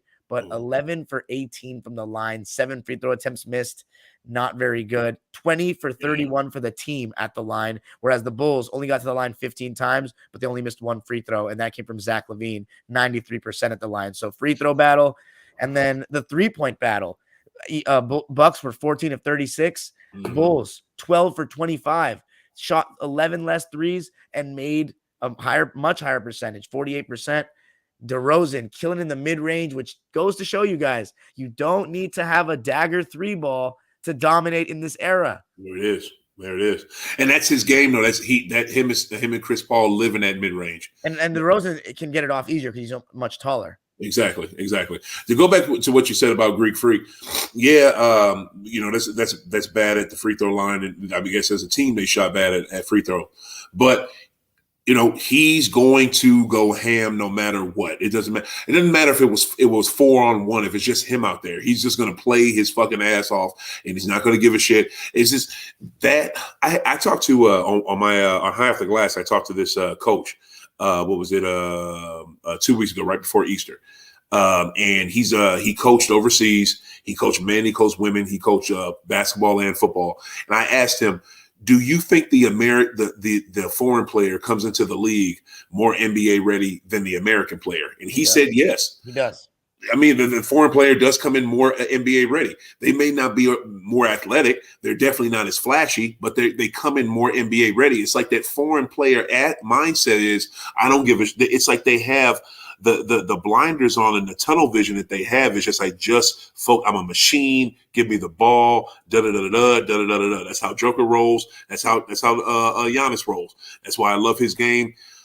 I don't know if they're going to get out of this series now with Middleton for the rest of the series at least. Middleton being out, Middleton's out for the rest of the year. You got to torn MCL. No, it's strained MCL. They said 2 weeks to reevaluate him. Oh, it's just strained. Yeah, so it's not out for the whole thing. That would kill their championship chances. But this series is going to be tough now, especially going back to Chicago. It's going to be rocking. I wish to God I could be up there for one of those games. Pat Connaughton. Yeah, my bad. I'm sorry. Continue. No, you're good. You're good. I love the United Center. You talk about you want to go somewhere and see a pair of Jays that you've never seen before. Like you'll see Jordans in Chicago at the United Center at the game that you've never seen ever before in life, really? and not people you expect wearing. I'm talking about old white ladies, Asian folks, Indians, everybody wears J's. That's what I love about going to Chicago, one of those games. But one thing I want to say is I'm so proud of the Bulls for the way they're playing because they started the season off so great. Lonzo gets hurt and it's like they forgot how to play ball, and they fell so much, and it almost looked like a typical DeMar DeRozan team. But those cats, they stood their ground, they came back, they didn't lose their playoff spot, and they're playing great in the playoffs now. I just want to give props to Billy Donovan. I want to give props to those players because they did not, falter. They didn't look like the Wizards did. How they shot out to gangbusters in the start of the season and then wilted. The Chicago stayed strong and are in the playoffs and have a very good chance of knocking off the champs. That would be an incredible story. Caruso finished 3 of 7 from 3. I also want to say off the bench, both of these teams were pretty thin off the bench. Not many minutes for those guys. By the way, DeRozan played 44 minutes and Levine 43. So credit to those guys for playing big. Giannis was the only player to touch 40 minutes for the Bucks. Drew Holiday, 15.6 rebounds, 6 assists. I don't think he closed the game well, by the way, either. I think he took some tough shots and missed shots that he usually makes. And he needs to have, now that Middleton's out, he's going to have to average around 20 points for me. Because I don't think this Bucks team is that deep. You look at the bench, Pat Connaughton and Grayson Allen were the only players that got 20-plus minutes off the bench for them. And they were combined 1 of 10 from or 2 of 10 from the field and 1 of 8 from 3. So need a little bit better from them. Going to need more going forward. And I think it's a perfect segue now to how good are you feeling with this potential Middleton injury for a potential meeting with them in the second round? Let's talk about it. The Brooklyn Nets and the Boston Celtics. This game was a total tale of two halves.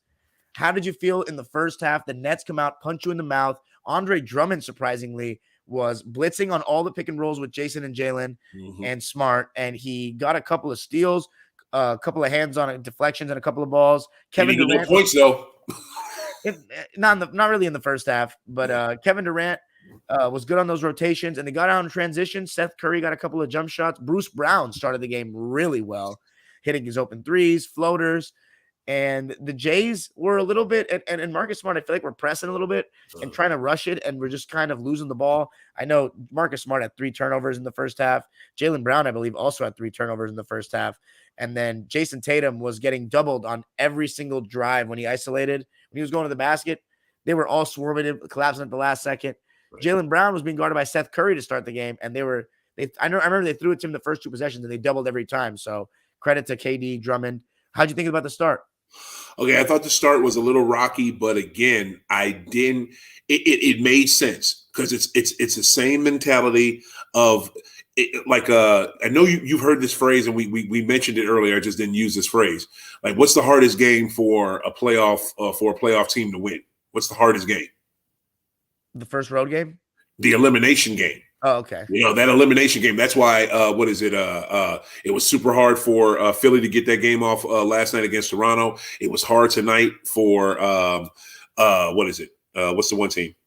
They got the commanding series. It was hard for Golden State to beat Denver because, it's damn near elimination game. It's going to be hard the next night when they have to play those guys again too. So I figured Brooklyn was going to come out like gangbusters because they cannot go down 2-0 to us. I mean, they did not want it. They couldn't do it, especially in they didn't want to go back to Brooklyn down 0-2, of course. So they're going to come out at a feverish pace, which they did. Boston couldn't match it at first. I got it. I understood it. I was also watching a little bit of it and trying to set up for my event. But the one thing I noticed is that Boston didn't have that confidence at first. They were kind of on their heels. They didn't expect Brooklyn to just jump on them like the way they did, which I'm surprised by. But they were able to stay within the game. They were only down, I think, in the first half. The most they got down, I think, was like 11 points, something like that. So, you guys went down 17. 17. Wow, that was a lot. I did not know it was that game. And towards the end of the second quarter, I mean, yeah. The Kevin Durant in this game, I remember the very first play, Al Horford was sagging off big time. Bruce Brown loading up on him, and he made the right pass. Bruce Brown got an open 3.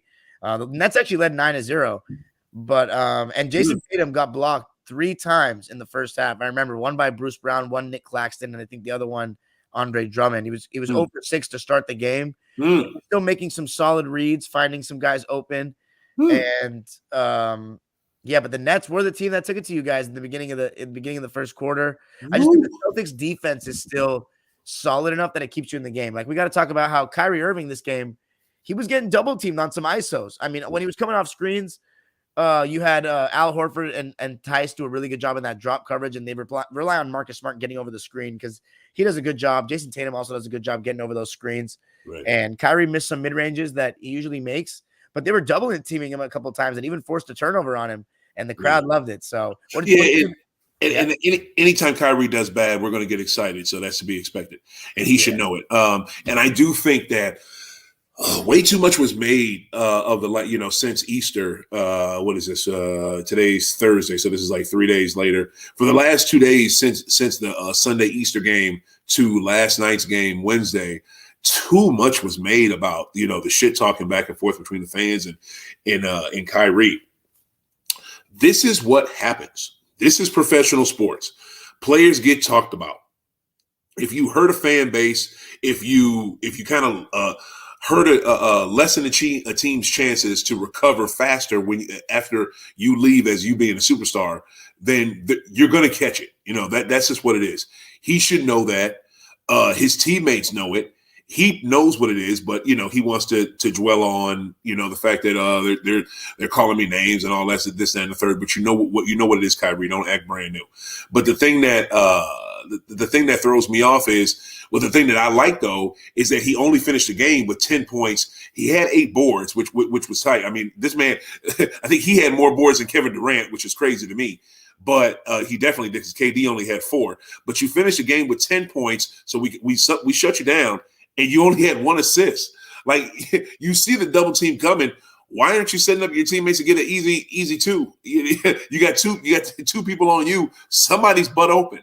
So find that person. Like, come on now. I mean, come on, Kyrie. I also think the Nets need to look at the tape. And I was looking back at it, and guys like Patty Mills, sometimes Seth Curry, even Kyrie at a time, they're off the ball. Like, where they are off the ball is a little stagnant. Like, sometimes when KD or Kyrie are on the drive, they need to move a little bit to be in their line of vision, make it so that the pass that they're throwing is not behind them or so difficult.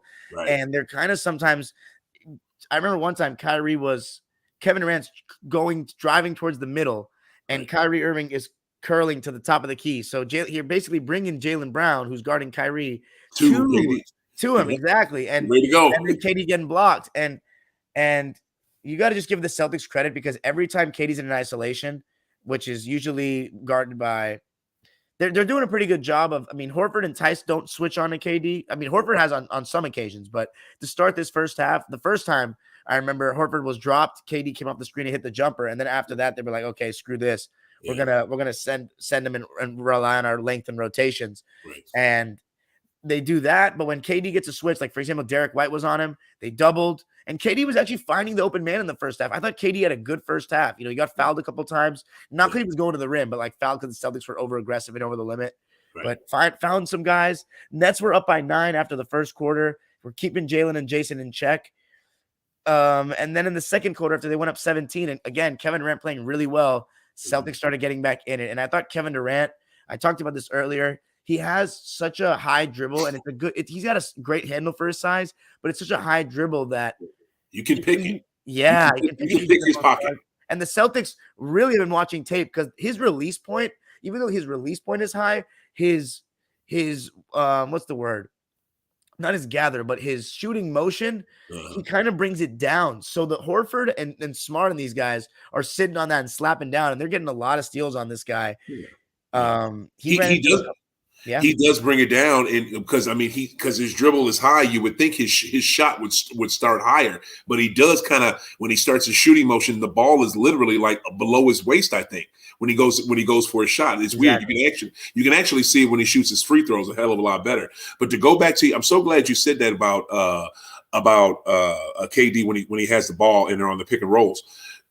Why are you bringing your defender over to him? I mean, why are they doing that? I blame Steve Nash. It's because Steve Nash does not know how to coach for real. You know what I'm saying? Like, why do they have some look, man? I know you're Kyrie Irving. I know how good you are. I know you're Kevin Durant. I know how good you are. You're a fucking unicorn. Look, man, we get it. But you know what? guess what? You do need a coach.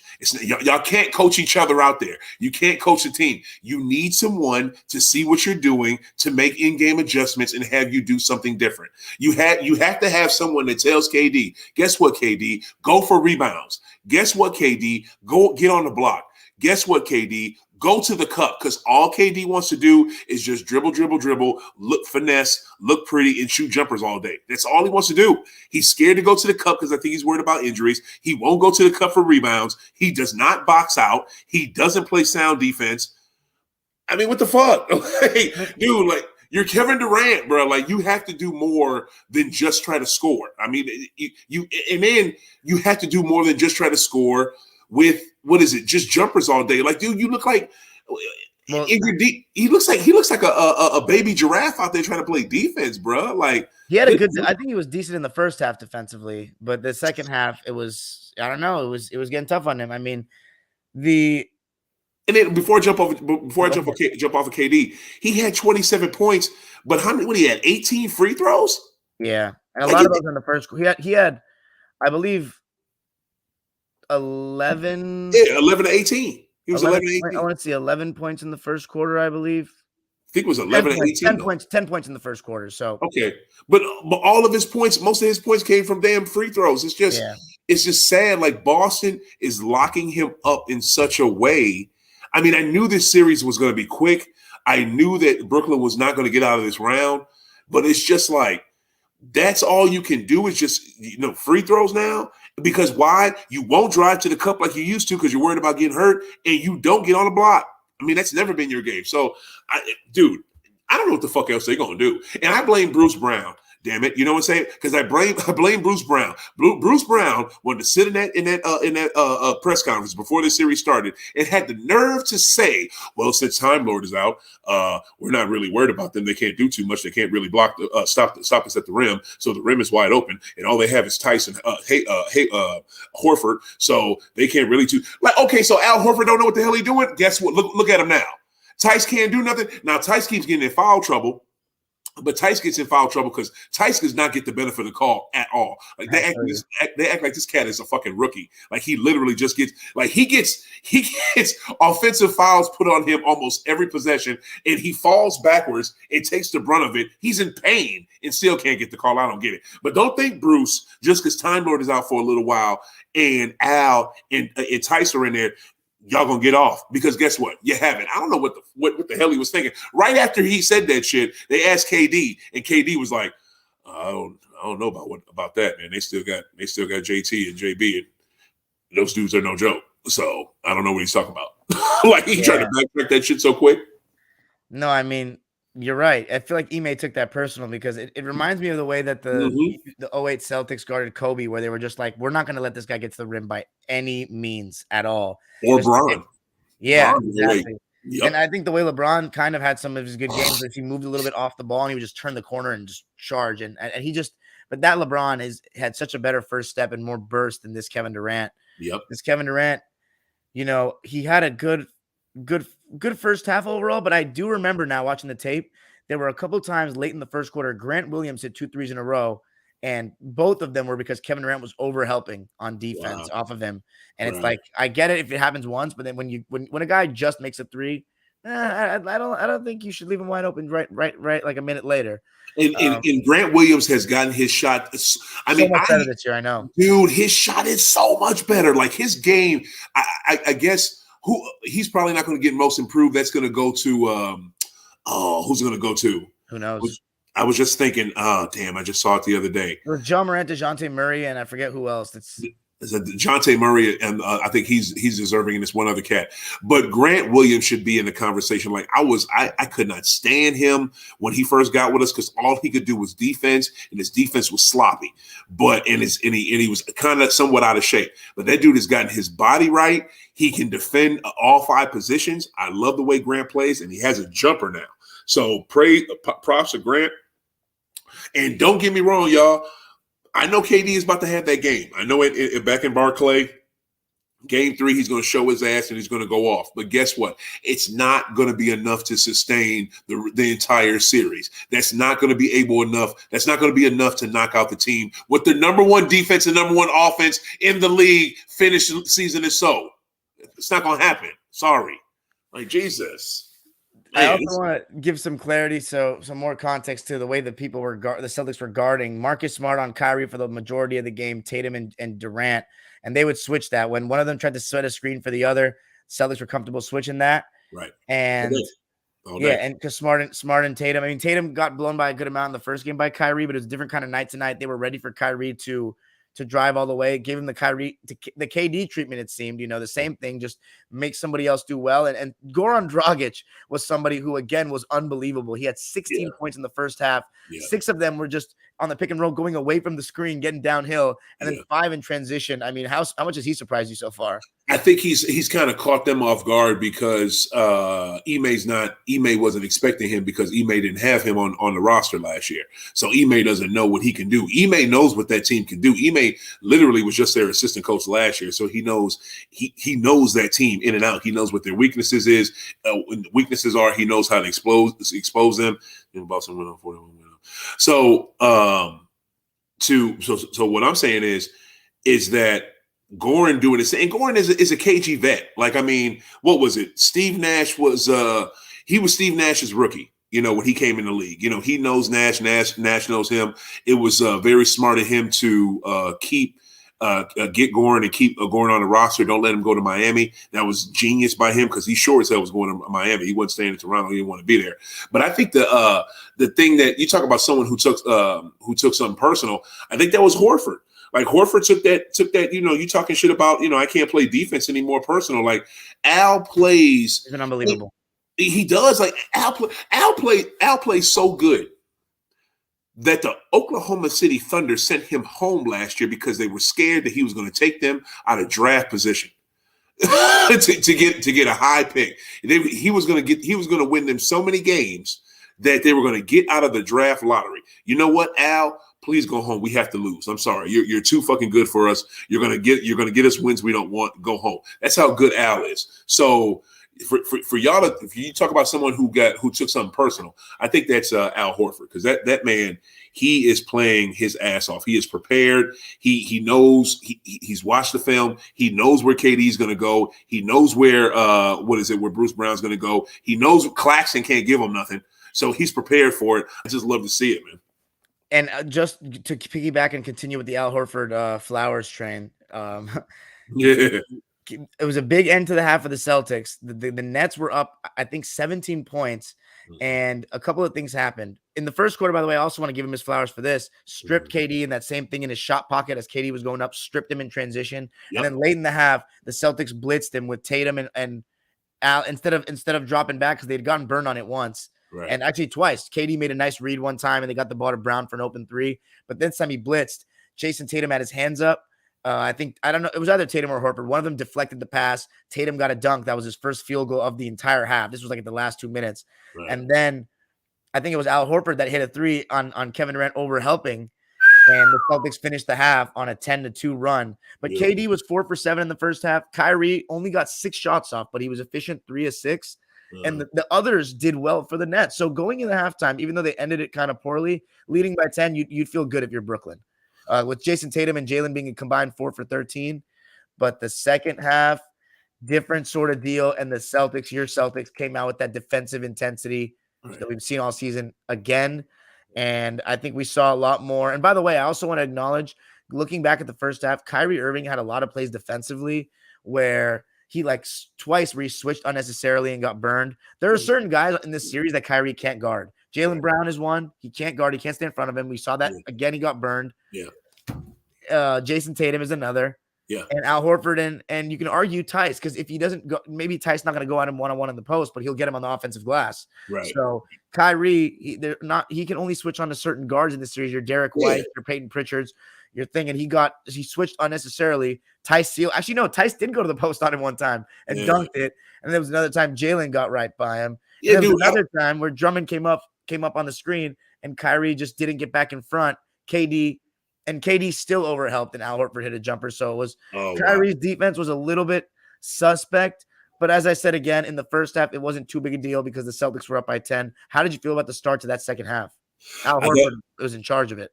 I thought it was amazing to go back real quick to Kyrie's defense. Kyrie's never really had defense. He's never been known as a defensive stopper or could really put defense on you. He's just known for one guy that if he's trying hard, he gets by, like we saw in the finals with Cleveland. Yeah, I mean, I guess so. And that was he could get around Steph because Steph doesn't play tough defense either. And I think he's not that great at defense, but Steph at least gives the effort. You know what I'm saying? Yeah, but Steph couldn't stop him, and he couldn't stop Steph. Facts, I mean, that's just how that is. So to me, and I wouldn't even expect Kyrie to guard JB or JT because he would get his ass cooked. Please go out there. Please go out there and switch on to those two.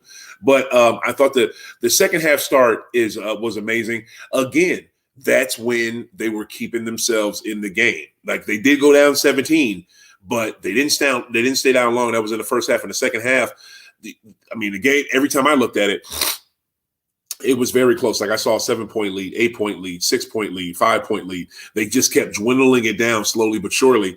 And it's just they did what they were supposed to do, which was win the game and or let your defense win it for you. That's what I like about this Celtic team, man. And that's what they do. Yeah. They let their defense dictate the offense. Getting out in transition in the beginning of the third quarter. Exactly. Jalen got that and one on Kyrie Irving. Crowd got crazy on that. Bruh, like that's what happens, and they do the same shit on the road. Like they know they let their defense run their offense. It's almost like Ime was a perfect coach for us because that pop system works, and I think that the other techniques, the other things that Ime uses, they work. They catapult the defense, and that's how you win in this league with a great defense. I mean, look, hold up, it's basically boom. Where they at? Boom, there they go. Those dudes right there. You know what I'm saying? And this guy right here. You know what I'm saying? Lord. And man, can you believe it if you guys had him? Jeez. If we had him, oh my God, but it's almost a wrap. But yeah, beat LA. Those guys right there, the defense that they show, that is why we're amazing, and that's why I love. I'll go to my Rob Williams love in a minute, but yeah, go ahead. That's what I saw in the second half, and that's why they were able to come out because they kept the game close with their defense, and slowly but surely, boom, just constantly bringing it down. And again, they locked up KD. Just go ahead and say it. You look at that stat line, 27 points. You may not think it, but look at how he got those points. They locked him down. How hard is it to lock down one of the greatest scorers we've ever seen ever?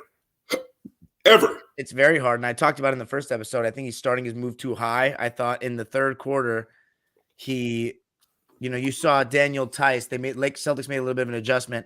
Daniel Tice was coming up on every screen that was set for Kevin Durant. Mm-hmm. And a couple times the Celtics got burned on it with some good passing. Like Seth Curry made some shots. Bruce Brown made some shots. But Horford's rotations ended up being really good. And a couple of times, like Kevin Durant, there was another time where he went for a lob pass to Drummond and he did not pass it high enough, and Horford got a hand on it. Right. And I counted 10 points the Celtics scored off of KD turnovers alone in the first three quarters. And one of them was in the third quarter when Horford made a three to, I think, make it like a 2-point game, and the crowd was really going nuts. Yeah. I also think Steve Nash went too long in the beginning of the fourth quarter without calling a timeout. Jaylen Brown hit a three, and it was like a 2-point game, and he just let it go. It's the same thing as Minnesota tonight. And I'm like, dude, like, yeah. I know you have Kevin Durant and Kyrie Irving, but like, bro, this place is going nuts. Yeah. Call a timeout. Let them cats get a blow. Yes. Literally. I get that. Another thing too is that oh damn, I just had it. The defense. Okay, let's go back to this. They have no rim protection. They have no one to stop the rim. They're not. Claxton's not bad. Say what? Claxton's good. Claxton's good. Yeah. But they really don't have a rim protector. They don't have anybody to lock down that defense in the paint. But you have LaMarcus Aldridge, who can score and can do stuff in the paint, and also he can draw the defense out. He can draw the big man out of the paint, so that leaves the paint more open for you to score. Yeah, that's a good conversation. Like, should LaMarcus Aldridge get some minutes? Because also when the Celtics switch everything in the fourth quarter, they don't have any interior guy. Exactly. Like, you need somebody. Have somebody guard, though, is the question. Can he guard? I think he can to a certain extent, but why aren't you playing him? And another thing too is, why did you release James Johnson? I mean, they're saying it was I heard he because wasn't playing well from Nets fans. That's what I heard from them. he wasn't playing good for Nets fans. Okay, Nets fans will say that if you're not KD or Kyrie, they're gonna fucking say that. But let's really dive into it. Some people are saying it was because him and KD were getting into it like a few days before that in practice, or that James Johnson yelled at him. Another story I heard is because it was one player that they wanted to give him a two-way contract, and they needed to release someone on the roster just because they could give that other person that slot. I don't know. I don't know which is which. All I know is James Johnson is not going to give you anything on offense, but he's damn sure going to help you in that paint. And one thing he can do is at least give you fouls. So I don't know why you would get rid of him. And what the fuck is Blake Griffin doing? Like he is just glued to that bench. He can't guard, man. I love Blake, but he's old because he can't guard anymore. He wasn't okay, but why not release him? At least James Johnson can give you something. Like Blake is glued to that bench. Yeah, and you're not using him at all. Like release him, and you could have kept at least somebody can give you something on defense. I don't get it. I don't understand. I don't understand how that team is ran.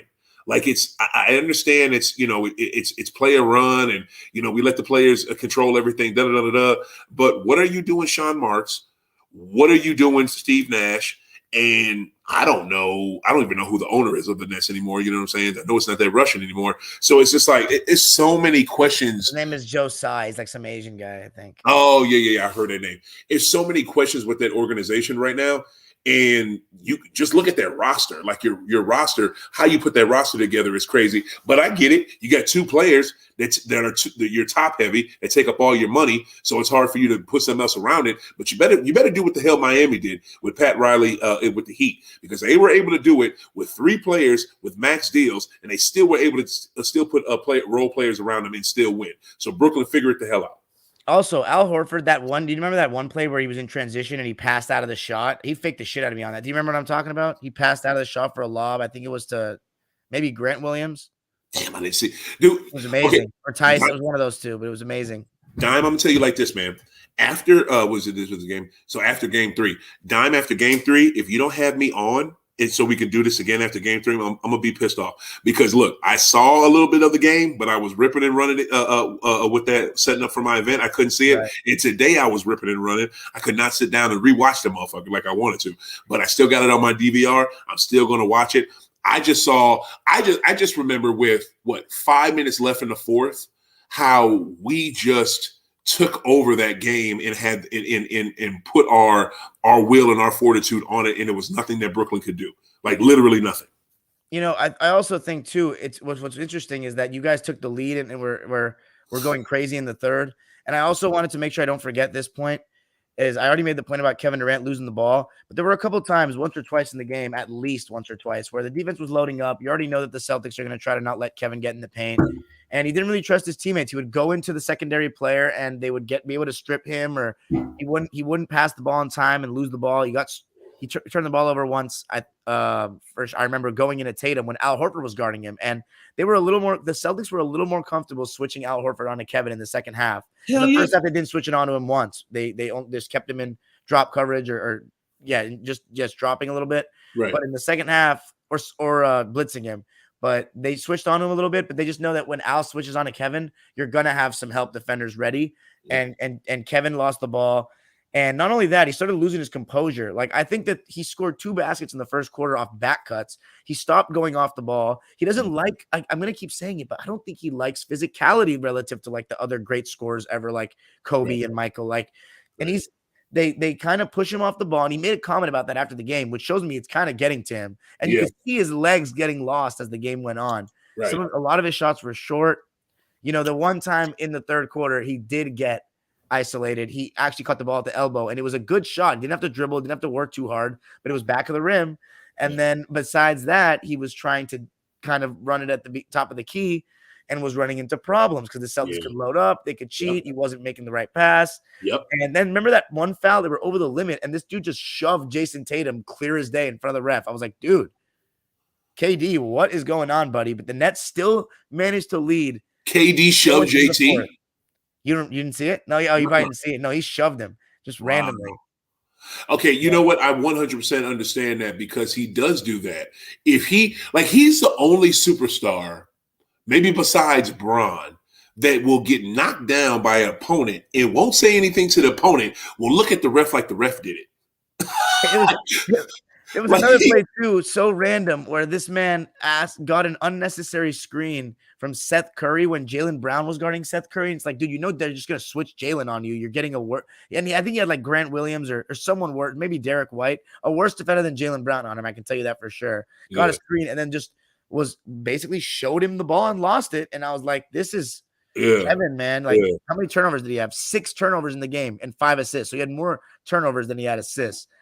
I think you're on to something when you say he's the number one superstar ever that does not like the physical contact, and I think he has a legit concern because you're bullying him, man. And in 2016 we saw with the Warriors a little bit. We saw with PJ Tucker for stretches. Last year was his best battling of it, but I really think that's the way you get to Kevin. I really do. It probably is, and it's true. He doesn't. But look, here's man. This is what we seem to forget, Dime. If you had 2 serious knee surgeries already in your career, I think you'd be like that too, wouldn't you? For sure, but it's like I don't remember him doing this even when he was healthy. Like he never was a guy that embraced the. Remember, like the thing is, everyone talks about how he's a 7-foot demigod who has an amazing handle and stuff. Yeah. But you forget, like when you're just shooting threes over people at the top of the key, you're facing guys up from 18 feet away. Your advantage is that yes, you're getting cleaner looks. Yeah. But they're still jump shots. And let's be real. There's 6'8", 6'9" guys with long wingspans like a Jason Tatum, that Jaylen Brown, that will still make it so that's not a wide open shot like everyone acts like it is for him. Right. You know, when you get in the post, and he actually has post game, which makes it more frustrating. Right. Turnarounds over either shoulder, man. Yeah, but he will not do it. And he won't go fight. I think what he needs to do is get off the ball more. And that's partially on Nash to drop some creativity. I think what they need to do is when you have a Derek White or a Peyton Pritchard in the game, maybe get them more involved in the like they're coming over as a screener. Mm-hmm. That's my best bet. But other than that, it's like, how aggressive is this guy going to be off the ball to go post up? I don't know anymore. Well, how are they going to make the opponent set a screen? How are they going to make Derek White or no, I'm saying whoever Derek White is guarding, like a Seth Curry, to make it like a little pick and pop, like LeBron used to do with Daniel Gibson. How he used to pick and pop and just screen and pop out.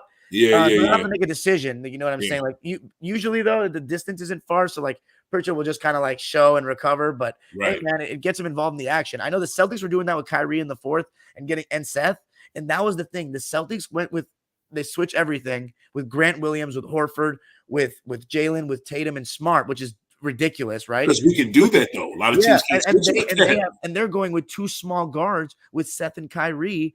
And you guys are getting what you want on those 2 guys. Jaylen Brown, Jason Tatum. Jason Tatum closed the game. You can say what you want. He was 3 for 14.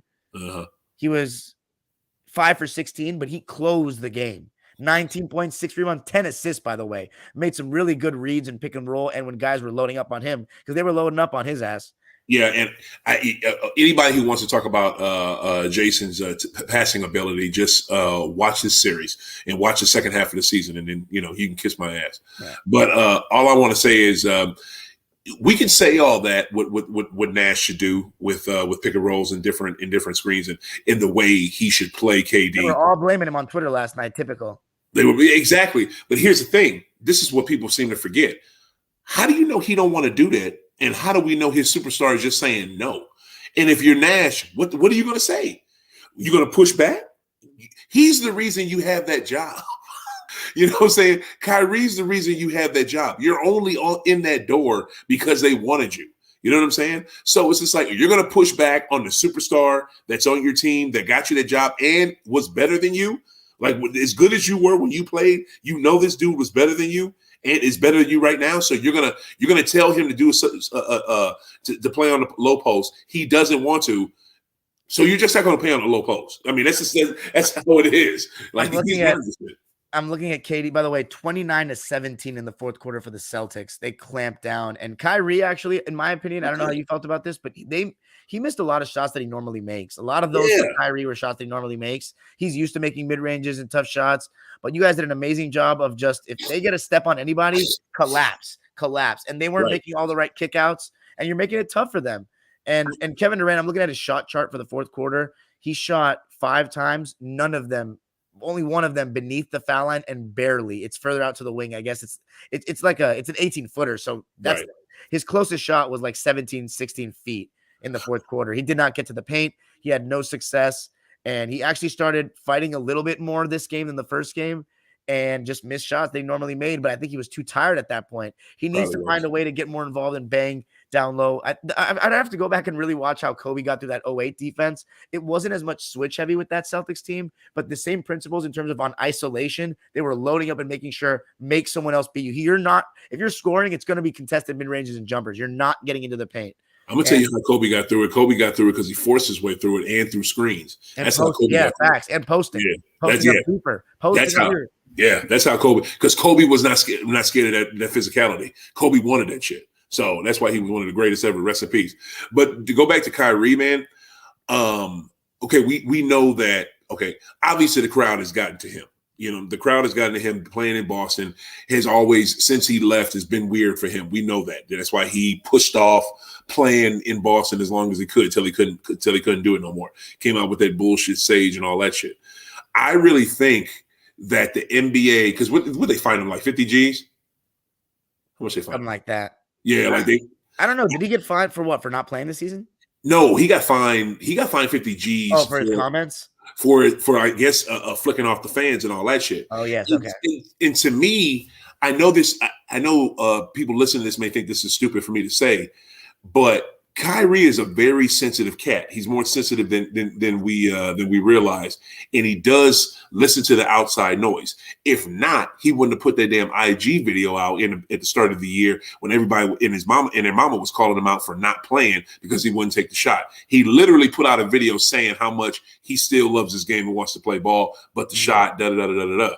To me, I think the crowd, him being fined, and the situation of the team right now, because they know they're the inferior team. They know it. They know they only have 2 dudes, and Boston has like 8. They see that shit. So in the back of his mind, he's probably thinking, "Oh shit, we're in trouble. What the fuck can I do?" You know what I'm saying? And he's catching it from these people. He wants to react to them. He can't react to them like he wants. And they're getting under his damn skin. He's trying to get off on the court so he can, which always makes him feel better and will make the team better. But the team he's playing will not let him do that because they know how to stop him. I don't know what else, you know what I'm saying? That's why he's between a rock and a hard place right now. So again, he's going to play better in Barkley just like KD, but it's not going to be enough to sustain them and get them out this round. It's just not. They may, and again, I don't think they're going to get swept either. I'm not one of these people that's so quick to say such a what you call is going to get swept. Toronto's going to get swept. These teams are going to get swept. No, I'm not going to say that. Then Brooklyn will get a game or 2, maybe 2, but they're not going to get swept. I'll say this, going back to the run that the Celtics made in the beginning of the fourth quarter where Nash didn't call any timeouts. Jaylen Brown had 10 points in the fourth quarter. He was big time, hit 2 threes, got to the rim on Kyrie multiple times. And then Peyton Pritchard, I wanted to make sure he gave him a shout out. Talk about him, dude. Big shots. Obviously, my followers are very familiar with him because we had his teammate Will Johnson on to talk about him a year ago. And Peyton made some big shots. The step back to give the Lakers, the Celtics, the lead. Dude, the left did you see that shot? It looked like late in the fourth. He had a shot with a spin move and dude draped all over him and still hit it. Like I think it was a step back or something. Yeah, late in the against Class. That was nice. That shit was ridiculous. And then you guys just kept locking up. The Nets had an abysmal fourth quarter. There was a time where they only had like 6 points in the quarter, and then they scored a couple shots late. But Kevin Durant had 4 free throws late after they were already down 9 points with less than 2 minutes left. Actually, 6 free throws late. So that's just papering over the cracks there. He could not hit down the stretch. He looked like he lost his legs. Kyrie looked like he couldn't hit. The Celtics defense was swarming the switch everything scheme. It was an amazing win. And now the question was, what's going to happen now with Kevin Durant? He's got to step up because I'm reading the lines now. He went 18 of 20 from the line, but he did not have a great defensive game. 4 for 17. He went 0 for 10 in the second half. Only shot 2 threes, surprisingly, and was 1 of 2. Right. 27 points for him. Kyrie, 10 points on 4 of 13 shooting, 0 for 1 from 3. So they didn't actually shoot. They only shot 21 threes as a team and made 10 of them. But it's just the lack of defensive chemistry. And Kevin Durant's had 2 bad games in my eyes. What do you think? What needs to change? I tell you what needs to change. He needs to get on the fucking block. he needs to stop being scared. Get on that block. Welcome the physicality. Stop blaming the refs for when his opponents knock him down, and play better. Like, that's what he has to do. But he won't. The block thing, I don't think he'll do that. They're probably just going to set more screens for him. Just more play calls just to get him open. Just he has to feel comfortable. He only feels comfortable when, like, he's at the 3-point line or close to the 3-point line shooting. Anywhere other than that, he's not going to feel comfortable, and that's the only way that he's going to get off there. But they will find a way to make sure that he feels comfortable and he gets off in this next game. If he comes out, I'm going to tell you like this. If he finishes the game like he did on this one, 27 points, and most of them at the free throw line, if that happens at the end, if game 3 is ended like that, then it's super a wrap. I mean, they are getting swept because there's nothing going to happen in game 4. Like, if you can't exert your will on that game offensively, then that's it. Yeah. I mean, Jason Tatum, as far as the lines, 20. Yeah, I said Kevin Durant 27, said Kyrie 10. Seth Curry, 16 points on 6 of 11 shooting, 4 of 6 from 3. He did his part. Bruce Brown, 23 points, 8 of 12 shooting, 3 of 4 from 3, did his part. Goran Dragic, 18 points. So it's really about the dudes. It's really about the dudes. Obviously, you could ask for a better coaching performance from Nash, maybe some more offensive creativity, some timeouts, but this is a dudes league, as my man Ricky G always says. True. It is about the dudes, and you got to give them their props, but also too, let's let them get some help. Let them let a low post presence get down there. Let's get some more points to Claxton in the paint. Get some more points to Drummond in the paint. I hope they don't do this shit because I don't want to give them tips on how to fucking beat us.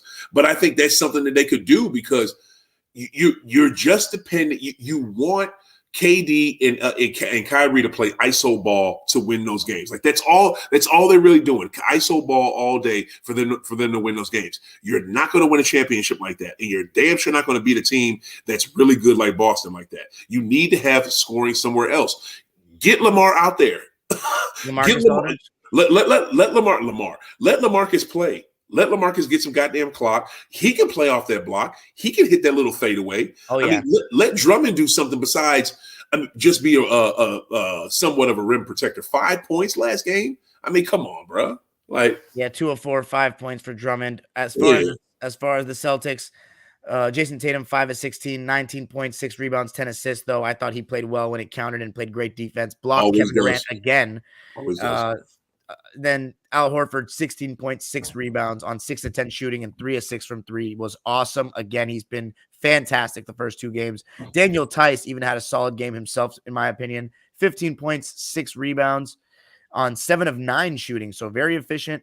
Marcus Smart didn't have the best shooting game, but to say, I mean, his defense speaks volumes for itself. The defensive player of the year and well-deserved. Guarded Kyrie Irving the majority of the night. 12 points on 3 of 9 shooting, 1 of 6 from 3. So not his best shooting night. 5 assists, though. And then Jaylen Brown, would you say, who was your player of the game? Jaylen Brown had 22 points, 4 rebounds, and 6 assists, 10 of those in the fourth, 9 of 18 from the field. Who was your player of the game? To be honest with you, I don't like to just look at a box score and just try to get my. Well, no, I mean, I'm not asking for I was just saying the stats for the people, but like, you're good. I was wondering who you're from watching the game. I always judge from watching. True.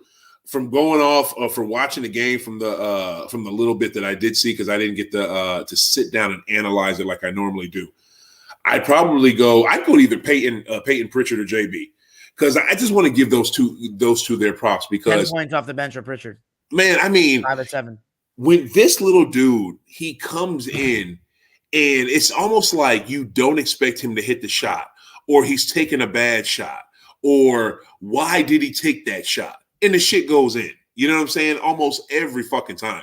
And then now you don't even have to say to yourself anymore, why is he taking that shot? Because he'll probably make it. You know what I'm saying? Like, that dude is cold-blooded. My guy was Carson Edwards. We used to have in our roster. He came from Purdue. Yeah, I was a big Carson Edwards fan when Peyton came. Last season? He took a lot of Carson's minutes. I was upset by that when they let Carson go in the offseason. I thought it was a mistake. Peyton was not. I thought Carson was better than Peyton. I guess I was wrong because this dude is showing his ass. And let's give JB his props. This is a JB shirt I got on right now, but I do not feel like turning around and showing you his name. JB is. It shows you. What did we have? What were we missing last year in the playoffs? JB. We were missing JB, Rob Will, and who was that other starter? I think Fournier. Huh? Was it Fournier? No, Fournier played. It was another start. Yeah, I think it might have been Fournier. We had 3 starters out last year when we played Brooklyn, and we got one game and then they beat us. So it's just like, we have what we were missing last year. JT is not able to do everything he does if he doesn't have JB. That's all there is to it. I just want to say thank you to the Celtics organization for being smart and not listening to these dumbasses out here who said that JB and JT can't play together. As we see right now, that is the dumbest thing ever. Yes, I've been watching Winning Time. It's amazing. And all I can say is I love JB. Jaylen Brown is going to be, I think he's going to be an MVP in this league, and I think he's going to be a finals MVP one day, and I'm so glad that we still have him. That dude is amazing. So to me, players of the game, I would go with, it's hard to say Peyton because he was just in this late in the second half, but JB, player of the game for me. Shout out to Grant Williams as well. 4 for 4 from the field, 3 of 3 from 3, 6 of 6 from the line, 17 points, shot 100% from foul line, 3 and free throw. That was most improved. Also able to switch on everybody. 114 to 107 is the final score. The Celtics take a 2-0 lead and put the Brooklyn Nets and Kevin Durant in a must-win situation in Game 3 against the Jason Tatum-less team. By the way, final stat of the night, 16 assists for the Nets, 27 for the Boston Celtics. And what do you mean Jason Tatum-less team? What are you talking about? I'm sorry, Jason Tatum-led team. There you go. There it is. And got to say this too. Got to give, like you said, the depoy Marcus Smart, very deserving. Jimmy is better than Tatum. Okay, Heat 92. Let's see about that. Stop it, bro. Yeah. This is what I want. I'm past the Brooklyn shit. Because this is over, and it will be over soon. What's up with this heat? I'm ready for this heat talk. I'm ready for this heat smoke. White hot heat culture. Pat Riley. What is it? What was it? Andy, whatever. I forget the dude's name. The big dude who makes a lot of the personnel decisions. I want that smoke. I want Mickey Arison and his son. I want all that shit. Like, dude, the Heat have nothing coming. I cannot wait for that beef. But major shout out to Marcus Smart. I really love that dude. That dude took time out when I went to the game in Indy back in February. Talked to Derek White, talked to JB, JT. This dude took time enough to stop and take a picture with me. So I appreciate the depoy for doing that. That's my boy. Loved him since Oklahoma State. This ain't nothing new. I've always been behind him. And the major thing I want to say about JT, about Marcus Smart, is that his progression as a basketball player has been amazing. His defense has always been there. But what was the biggest thing that he did in the last game? In the first game, by passing that ball to fucking JT and not everybody talked about that and not shooting that shot because old Smart would have shot that shot. So glad he didn't do it. Major shout out to Marcus Smart and Grant Williams. Love you, man. Your jumper is. Man, when you're in the corner and nobody's by you, it is super wet. And when people are by you, you can hit it now. I love your offense. I love your defense. You can play all 5. Major shout out to Grant Williams. Love that dude. Well, let's let her. That was amazing. I mean, we went as in depth as possible. Did not think it would go this long, but thankfully for you guys, if you stayed and watched the entire thing, you guys are awesome. If you just watched this Celtics part because you're a Celtics fan and clicked on the timestamp, shout out to you as well. I'm going to put all the timestamps in for the video so everybody can listen to whatever series they want and not listen to what series they don't want to listen to. Let everybody know where they can find you, though, personally, before we close out tonight. 2:24 local time over there in St. Louis. It is, isn't it? Is it 2:24? I thought I was only going to get you for 45 minutes, but this was good, though. Thankfully, I know. Though, hey, in the future, though, it's going to be shorter because we'll probably only have one night of games to talk about. And hopefully, as teams get eliminated, we can chop out some of this fat. Only be 2 games a night at one point. So 2 games will be easy. We can go 30, 45 minutes easy. No doubt. And dude, like, I did not know we was going to do no 2 hours neither, but it's a lot of basketball we needed to cover. Yo, my name is OthaGreat, OTHA Great. You can find me on Twitter, Facebook, OTHA Great. That's where I'm at. That's it. I hate your nicknames are great. You rival me in that department. Thank you, sir. I appreciate it. You can find me on Twitter, Facebook, OTHA Great. That's me. High off the glass, high off the THA glass. What is that? That is on Twitter. It is the THA _ On IG, it's high off the glass, whole name of the show. On Facebook, whole name of the show, high off the glass. Yo, last question before we get out. Who's Yes, your sir. favorite player in terms of finishing high off the glass? Okay. Now, when you say my favorite player finishing high off the glass, and are we blowing or are we hooping? We can do both. Okay. Well, for blowing, Kevin Durant and Kawhi Leonard smoke. I was gonna say that. I was gonna say but I go for smoking high off the glass. I'd go Sheed, because Sheed was my dude. Rashid Wallace. Sheed is a big beast. I want to see him more as a cannabis activist now, because he should be, as much as he is a connoisseur. But I love Sheed. Shout out to him, because I think he just got an assistant coaching job somewhere. So he for smoking and for playing too, because I love that dude. He would be great in this era. Dude, oh my God, he would kill right now. He would kill. And right now, for somebody going high off the glass to get the board, I'm going Giannis, because Giannis is. I'm talking about like the touch off the glass, finishing off the, you know what I'm saying? It's a touch. Well, who's got the nicest shit? JT. Jason Tatum. JT, okay, wait. I'm trying to think of who had great touch off. Who's a great? I mean, I want to say Tim Duncan, but I'm thinking more like floaters. Kyrie, I know you don't like him, but Kyrie Irving has some insane high off the glass finishes. He does, but if we're talking just floaters, you got Tony Parker.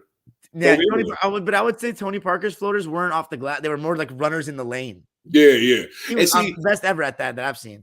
When I came up with the name of the show, High Off the Glass, it kind of was for basketball, but it was also, it was for smoking as well. But when I thought of the name, I thought of somebody reaching up trying to get a board. You know what I'm saying? I didn't even think about the smoking part of it. High off the glass, it makes me think of finishing high off the glass. You know what I'm saying? Yeah. I was thinking about trying to grab a board, but yeah, to me, I say like this: I'd go finishers in the league, and to me, I think the greatest finisher that I've ever seen in the NBA, probably at the basket.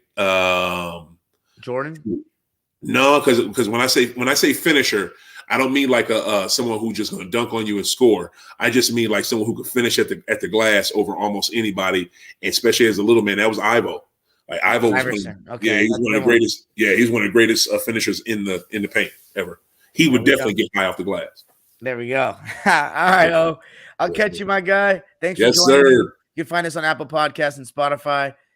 Let us know what you thought in the comments, man. Shoot all the comments, and make sure you subscribe to his YouTube channel and follow his Twitter. Please, everyone, and good night. I have the glasses everywhere. Check us out, y'all. Thank you, Dime. Yo, this was dope, man. Have me back after Game 3. We'll see y'all tomorrow. Hey, anytime, bro. I'm always down. And we'll be back. I'll be back tomorrow night for my regular recap after some games. Peace out. And I can't say go Clippers anymore. Yeah, I wasn't gonna say nothing. Go C's.